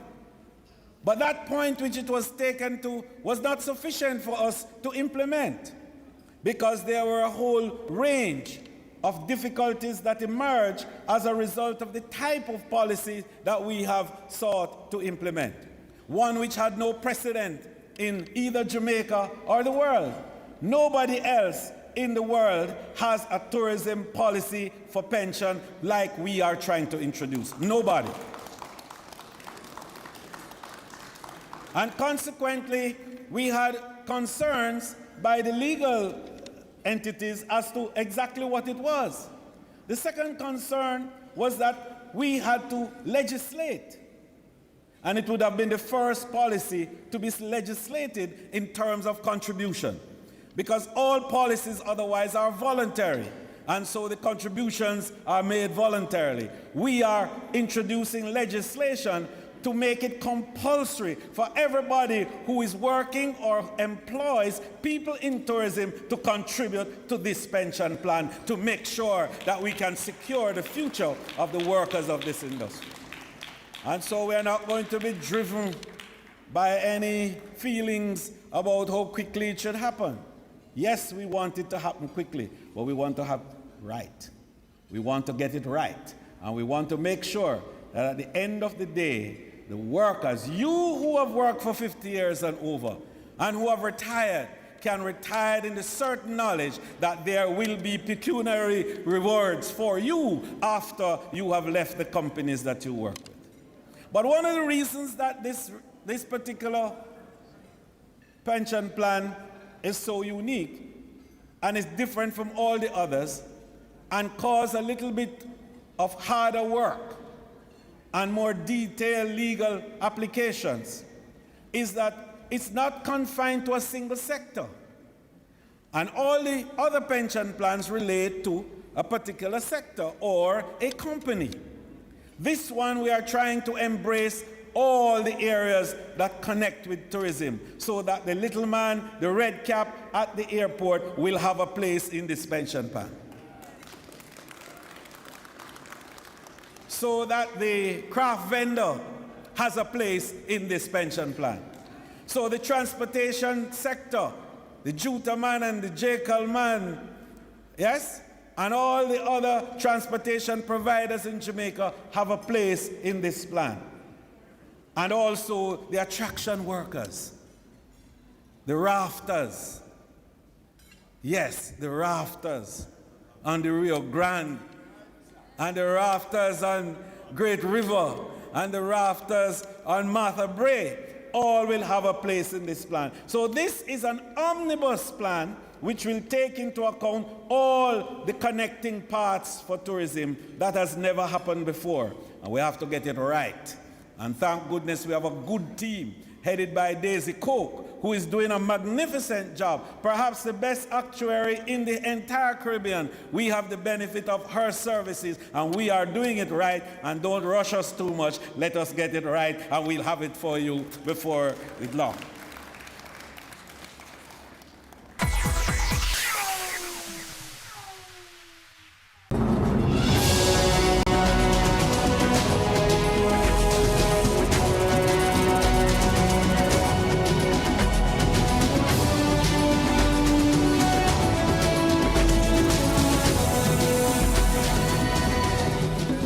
Life, your weekly dose of information on nutrition, wellness, and fitness. Discover ways to nurture your mind, body, and spirit.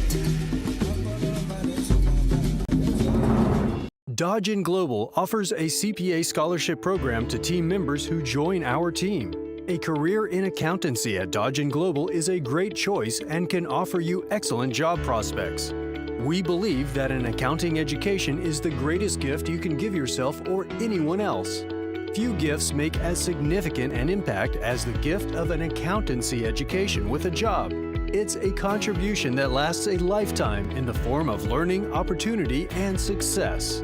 Join our team and get the opportunity to be part of our CPA scholarship program. This scholarships awards program will be administered by the HR department of Dodge & Global. Requirement: first degree in accounting. Employed at Dodge & Global. Willing to pursue the CPA examination. Here's how to apply. Submit application to Staff Accountant, Dodge & Global. Email sa@dodgen.com.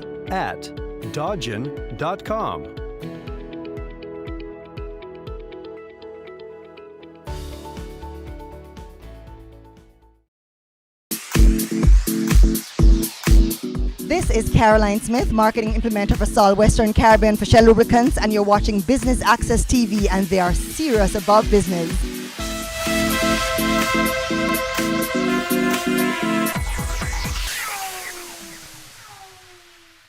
But we need to do something else, as you see we are doing. We're building out the capacity of our human capital to generate quality services that you have started during your 50 years. And you have had over the period not the opportunity to get formal training, some of you. And others of you have slaved and worked hard in the various fields without certification. And you have suffered the consequences thereof because you get passed over every time and new people come in from overseas to take your place. Well, in this new arrangement and the new architecture for tourism, we are training our people, we are certifying them. We have established the Jamaica Center for Tourism Innovation, which is a pathway institution to professionalize the workers of the industry. And already we have provided 450 workers with qualifications from the American Hotel and Lodging Institute and the American Culinary Federation. And what that does is to say that the efforts that you have made over the years to build a workforce in the industry must never be taken for granted, and that the Jamaican worker henceforth must have his rightful place in a professional arrangement and get the recognition and the remuneration that fits his qualification and his abilities.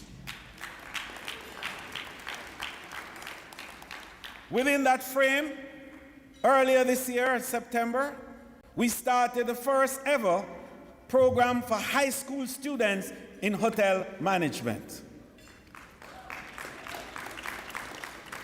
And so the fifth formers, as we know them, who now would go to sixth form, those 2 years between fifth form and when you graduate, an option is provided for you to get an associate degree in hotel management, so that when you leave high school, you can go straight into the hotel and take a strong position as a worker. Not as a contract 3-month worker, but as a full-fledged worker within the industry. And so we are going to look at also the other levels of training that are taking place, so that we put ourselves in a position where the workers of our industry can command respect not only at home, but anywhere in the world that they go, because they would be certified. And the final area of that is that we are going to ensure that there is a labor market reformation, because the industry is no longer a seasonal industry where we work for 3 months or 2 months or 6 weeks and then you're gone and we close down. We are now an all year round industry where we are bringing up to 4 and more million people every year, and they are there every day. And so we have to look at those labor reform areas. So the next element of the development is, how do we include the small and medium enterprises within the tourism industry to become a critical part of the value chain, and also to be greater beneficiaries of the resources of tourism. And so we, Jamaica, little Jamaica, led the world in changing the way we look at small and medium enterprises. And we said to them, there is something called a small and medium tourism enterprise. Because these are the 80% of who constitute tourism in the world, but who only get 20% of the resources of tourism. Something is wrong with that, little Jamaica said to the UNWTO. And they have listened and agreed. And so we now have a situation where we are transforming that whole arrangement, where the liquor man, who has been the hero of wooden drawers of water in tourism, will now have a place, and a place that can supply for him a future for his children and himself. And that's very important. And what did we do in that regard? We established a training program for you, but then we went to provide financing. And we put $1 billion in Exim Bank to be lent to you, the liquor man, at 4.5% per annum for 5 years. And you can borrow $5 million to $25 million to expand your liquor business, to grow your liquor business, and to convert your idea in something of material value that can give you economic returns. And that's another part of that strategy, to create economic empowerment for the small people who are involved in the tourism industry. And finally, I want to say to you that we look at how do we then change the way in which we have been doing tourism.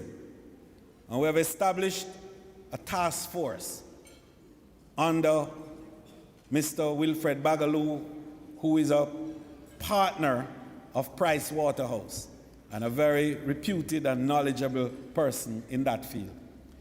And he has been working over the last few months, and I've been interviewing people from all over. And the purpose of which is for us to look at what is happening through the various mechanisms and protocols in the international trade. Things like the EPA and other such constructs. And to see how those are impacting and affecting our traditional and local entrepreneurs in the tourism sector. And the purpose of which is to redefine that process and indeed to establish a new architecture to enable our Jamaican workers and our Jamaican entrepreneurs to continue to become a vibrant and valued part of the tourism value chain. This is very important to us. Then we have to look at how we interact with the visitors. 50 years ago, we built a tradition in Jamaica of us being a nice, sweet, loving, huggy, kissy, friendly destination. Not true? And that has worked well for us. And it has given us 42% repeat business. But the world has changed in terms of how people think about those type of relationships. We have to learn that no is no. And understand that everybody who comes to our destination doesn't come for the same things. And to recognize that people come for all kinds of things, and to be prepared to make sure that we give what they need and what is required.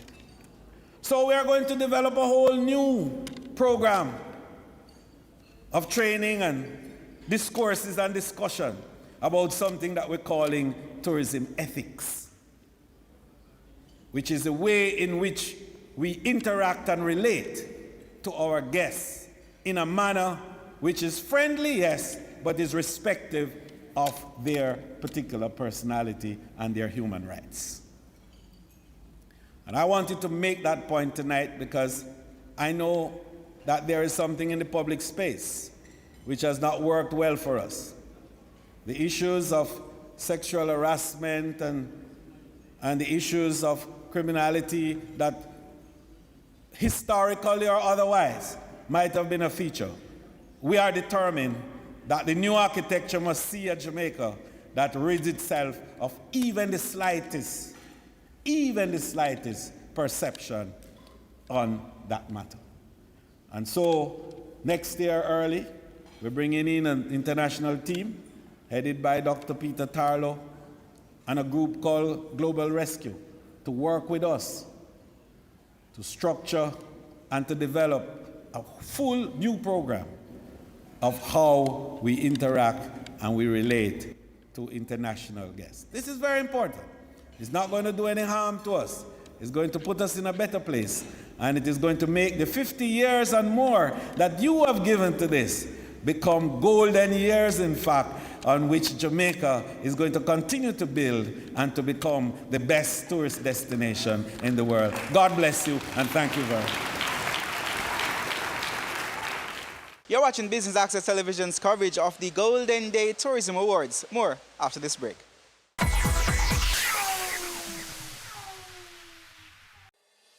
Cash flow and budgeting analysis. A business can be profitable and still run into trouble due to cash flow issues. We can forecast and evaluate your company's financial condition, estimate financing requirements, and track cash flow sources and uses. For more information and to discuss your requirements with one of our experts, please contact us today. Email info@dodgen.global. Website https://dodgen.global.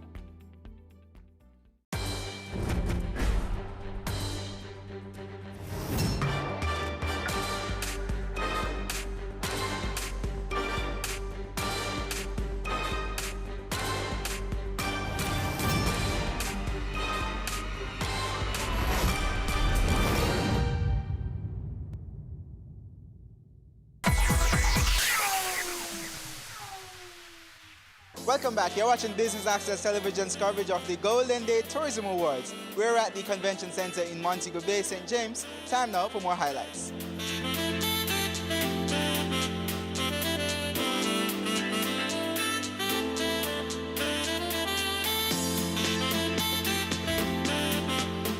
It's now time to move into the awards section of our function today. And we will be presenting the awards in batches with assistance from some special guests for the handing out. So let me invite first up Ms. Janet Taylor, Executive Director of Devon House, to present to the awardees who have served for 50 years. Can we give her a round of applause as she comes forward, please? Let's hear it for Noel Bailey.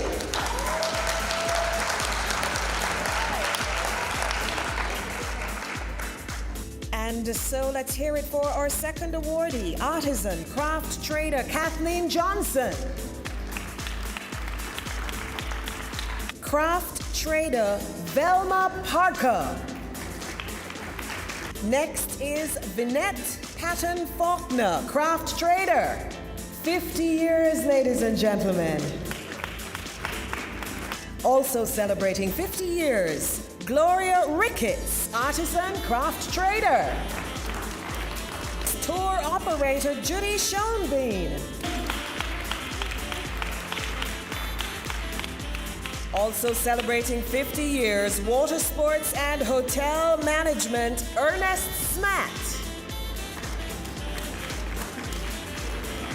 50 years as a craft trader. Let's hear it for Eunice Thompson, our next awardee.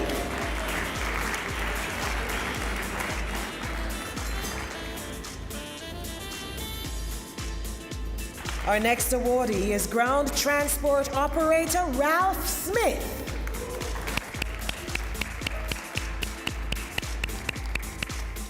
Next, we invite Dr. Kerry Wallace, Executive Director of the Tourism Enhancement Fund, to present to awardees who have served for 51 years. First, in this lot, is Raft Captain Keith Allen.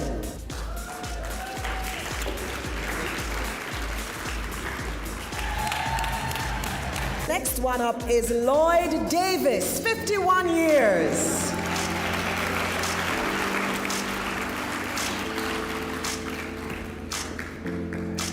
"51 years for tour operator Myrtle Dwyer.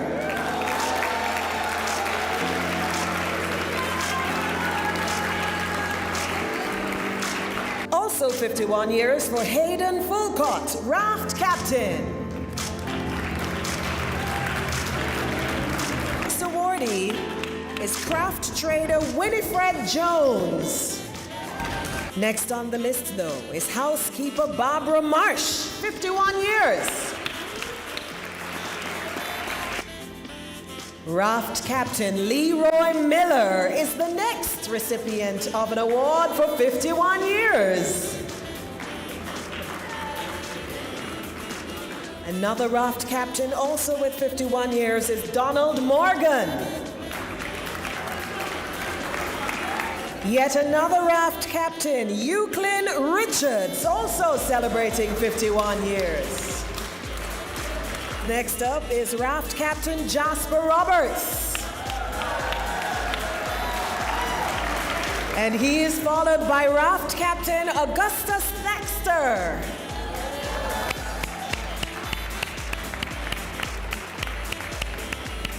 And in this lineup of 51-year serving raft captains, we also have Owen Waugh. Ladies and gentlemen, the final of our 51-year awardees is Red Cap Porter Michael Sylvester Young. Mr. Young. And we're now with Alan Daswani, and he's been in the tourism industry for over 60 years. Over 60 years. First of all, congratulations on being recognized tonight. Thank you very much. How does it make you feel to be among the awardees? Oh, I think it's a great thing. I didn't expect so many people, but there are so many awardees today from all the sectors.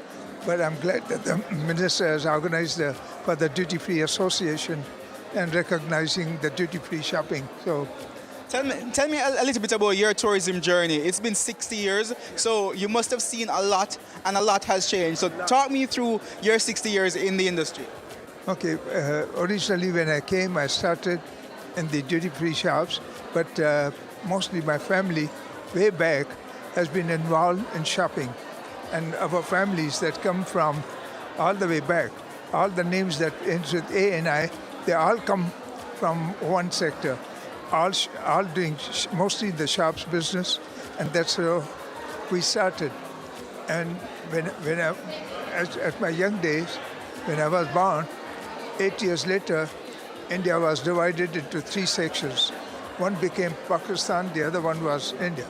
Now, during the time when the Pakistan came, I had to migrate. Being a Hindu, I had to leave the country. So finally, I studied in India, went to the school, went one day to college, and that's it. For 1 year, I went to Africa. I was there for a year and a half in West Africa. But being in the trade, as a trader, I came to Jamaica. My cousins were here already. So they told me, hey, you come down to Jamaica.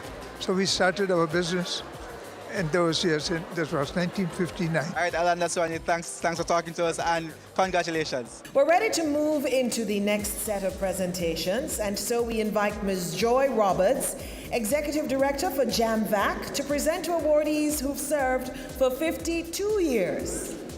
Give her a round of applause, please. For 52 years, Isilda Brighton. Our next awardee for 52 years of service is craft trader Iona Hales Murray.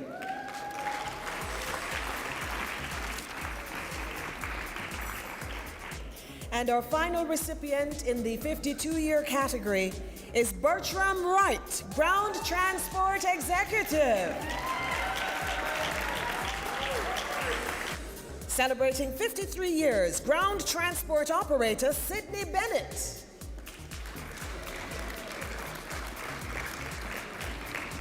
Also celebrating 53 years, Craft Trader Myrtle Cargill.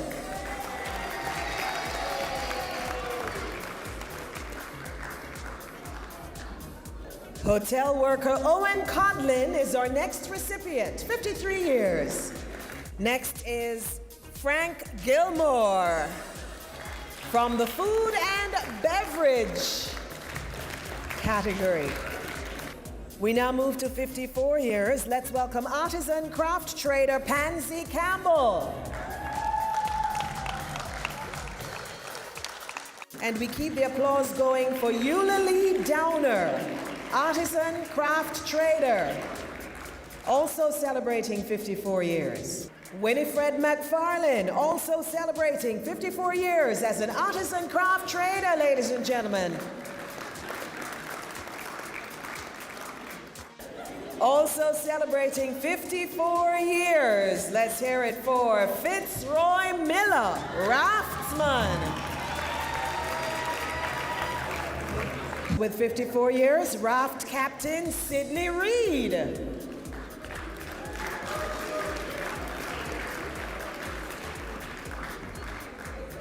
The final of our 54-year awardees is ground transport operator Astley Shakes. First in this lineup with 55 years of service is ground transport manager Kirk Taylor.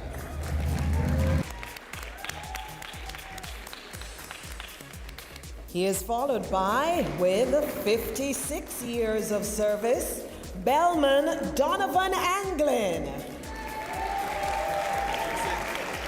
With 57 years of service, we call on Raft Captain Uriah Samuels.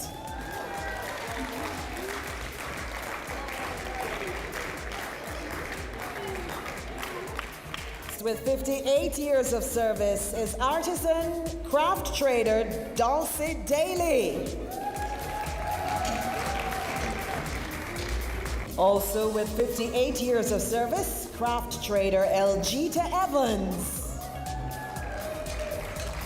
Also with 58 years is craft trader Mavis Rose.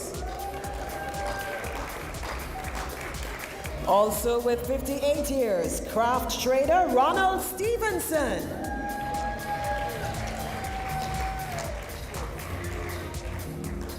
The final of our 58-year awardees is ground transport operator Melvin Williams.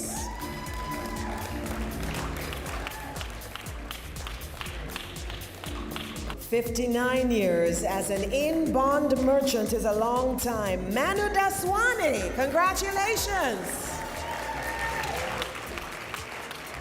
And the final of our 59-year awardees is ground transport operator Branford Marson.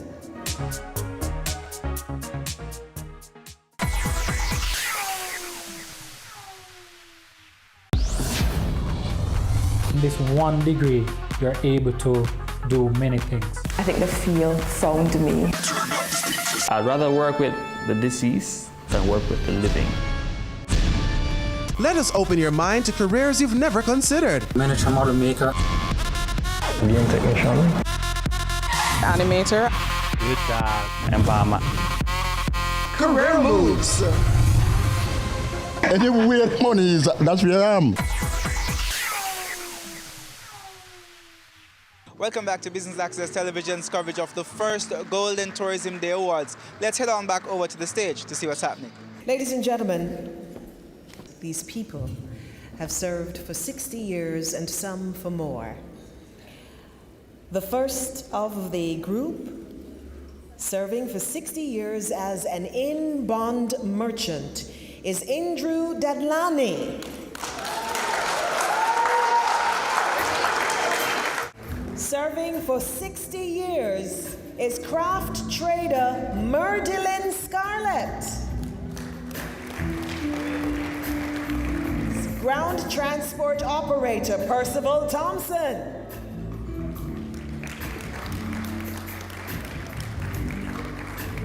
Serving for 60 years, ground transport operator Desmond Tomlinson. 60 years, bartender Herbert Teddy Tucker. 60 years, craft trader Aldith McFarlane.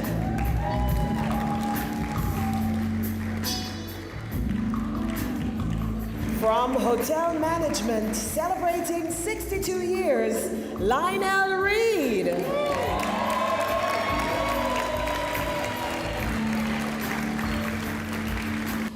We move from 62 to 65 years. Let's hear it for hotel worker Wordsworth Watson.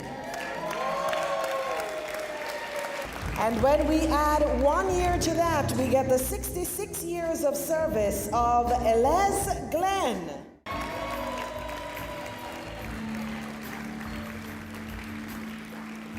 The final awardee with us this evening, 67 years, in-bond merchant Pishu Shandaram.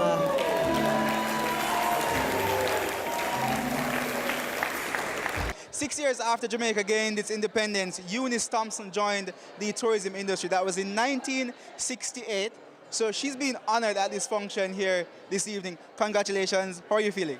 Well, I'm feeling very happy to know that I can attend in spite of I got a sick foot, you know, and I enjoy the tourism.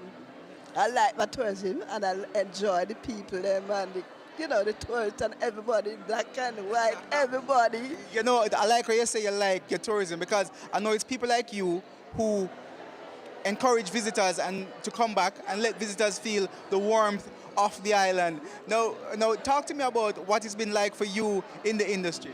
Well, for me in this industry now, I gain a little money. I send my 10 kids to school, and I still have my business. Just talk to me more about just how much the tourism. I meet movie stars, I meet doctors, and we correspond and so on in my time. Well, Ms. Eunice, thank you so much for talking with us, and on behalf of the entire Jamaica, I want to say thank you for your contribution to tourism. Donovan White, thanks so much for joining us here on our Business Access TV coverage. Just sum up your feeling of the night for us. No, this is fantastic. This is exactly what we wanted, what we hoped for. We hoped for a room filled with persons who have worked in industry. We awarded people from 50 years to 67 years. These persons have never been recognized before. They've given their lives to tourism and the industry of tourism. And so for us to be able to reward them in this way and acknowledge their service in this way is phenomenal. And the room was thrilled with just appreciation and gratitude. We've built a tremendous industry, a very successful industry on the backs of a lot of these people. Just talk to me about that legacy. Well, you know what?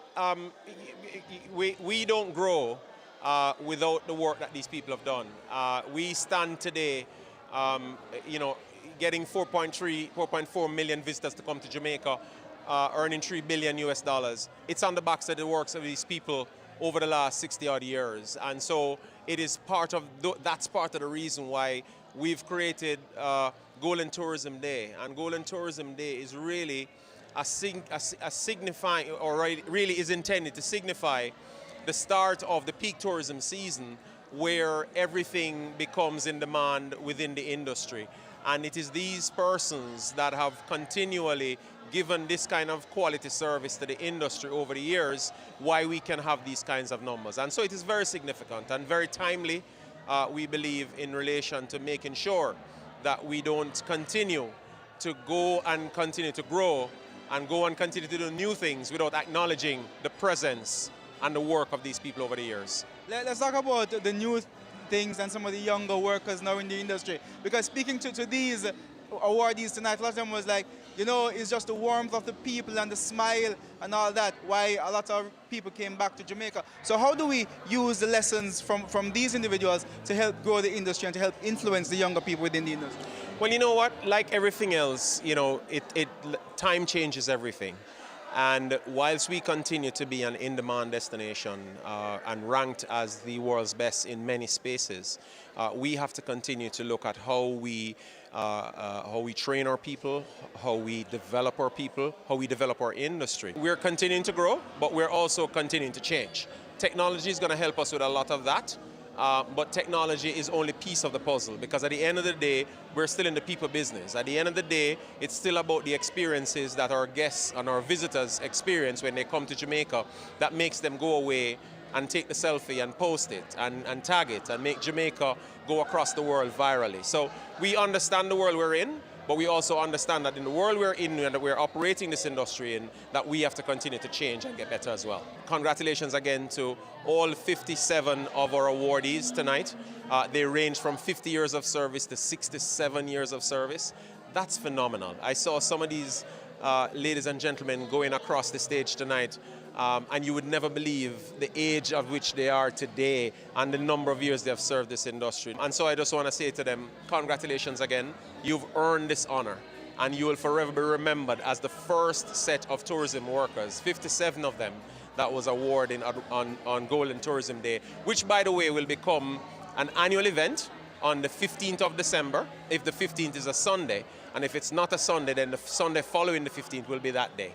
And so we want to ensure that people in the industry, owners, operators, stakeholders, understand that this is a day when everybody must come out and support the people on the backs of whom we have climbed to build this industry.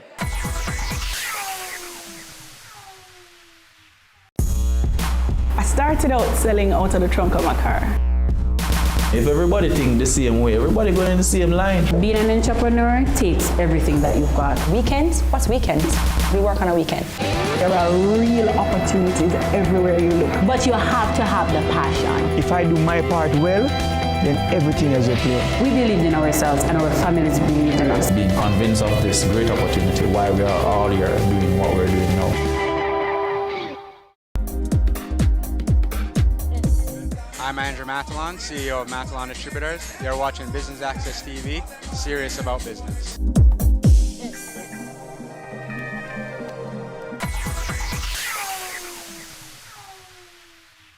And we're now catching up with Inju Dadlani. He's one of the honorees tonight who has been in the tourism industry for over 50 years. But it goes further than that because you said your father came here in the 1930s. 1932, and then they opened their business in Kingston, and then he was transferred in 1954 to Montego Bay by the Dadlani family. Right. And he went on his own in 1958 into fully tourism. And from 1958 till today, we never look back. We're always in the tourism.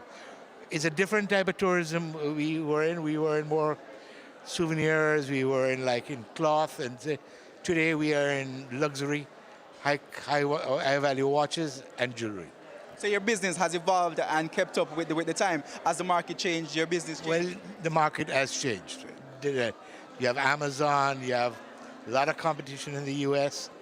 Luxury. The millennials are not so luxury love. They will spend $3,000 on an iPhone versus $3,000 a piece of jewelry. I know, but we are adjusting. We then have to pick it up in volume. We thank God that we have a dynamic minister pushing tourism to nearly 5 million tourists. Being among the awardees here tonight, what does it mean to you? It's an honor and a privilege. All right, Mr. Dadlani, thank you so much. Congratulations to you and to your family because it's a family tradition. My pleasure. Tourism Minister Edmund Bartlett joins us now. Mr. Minister Bartlett, welcome to BATV's coverage. Thank you very much. The first Golden Tourism Day Awards, just some of your feelings for me right now. Well, first of all, when I had the idea of making the 15th, 16th of December the Golden Day and to inaugurate this Golden Award, I thought that we over time had celebrated this as the start of the winter season. And we no longer have winter season, summer season. We now have all year round tourism. But in the psyche of the Jamaican people, it's still the 15th of December or the 16th of December. And so we decided to do just that. Yes, make this date still be a critical part of the tourism calendar, but in fact for a different purpose, for the purpose of honoring those on whose back we stand in this great industry today. The growth that we have had over the last 50 years has been phenomenal. No industry in Jamaica has grown consistently the way tourism has, and with the future and potential for even more growth. For example, early next year, we're going to be breaking ground for 6,000 more rooms. We're talking about bringing new products in, casino gaming with its attendant value added of entertainment and shopping and sports and maritime activities. Now, all of this is going to create a new demographic into the destination. And then to build up air connectivity with new markets, with the LATAM coming from Peru.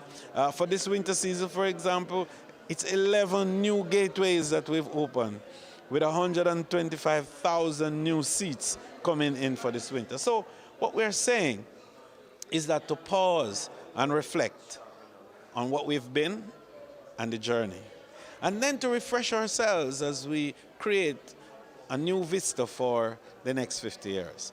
One last word of congratulations to the awardees tonight. Yes, I want to thank them. 3,025 years of accumulative work and contribution to this industry. We wonder what tourism might have been had these people not done what they did.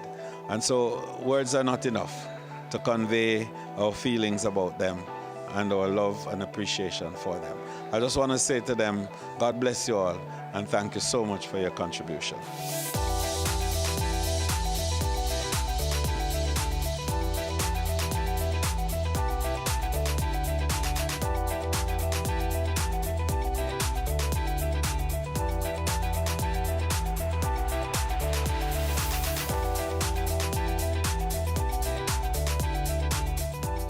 And that brings us to the end of Business Access Television's coverage of the first Golden Day Tourism Awards. We're coming to you from the Montego Bay Convention Center in St. James. We hope you enjoyed our coverage. I'm Keneal Gale. Pleasant viewing.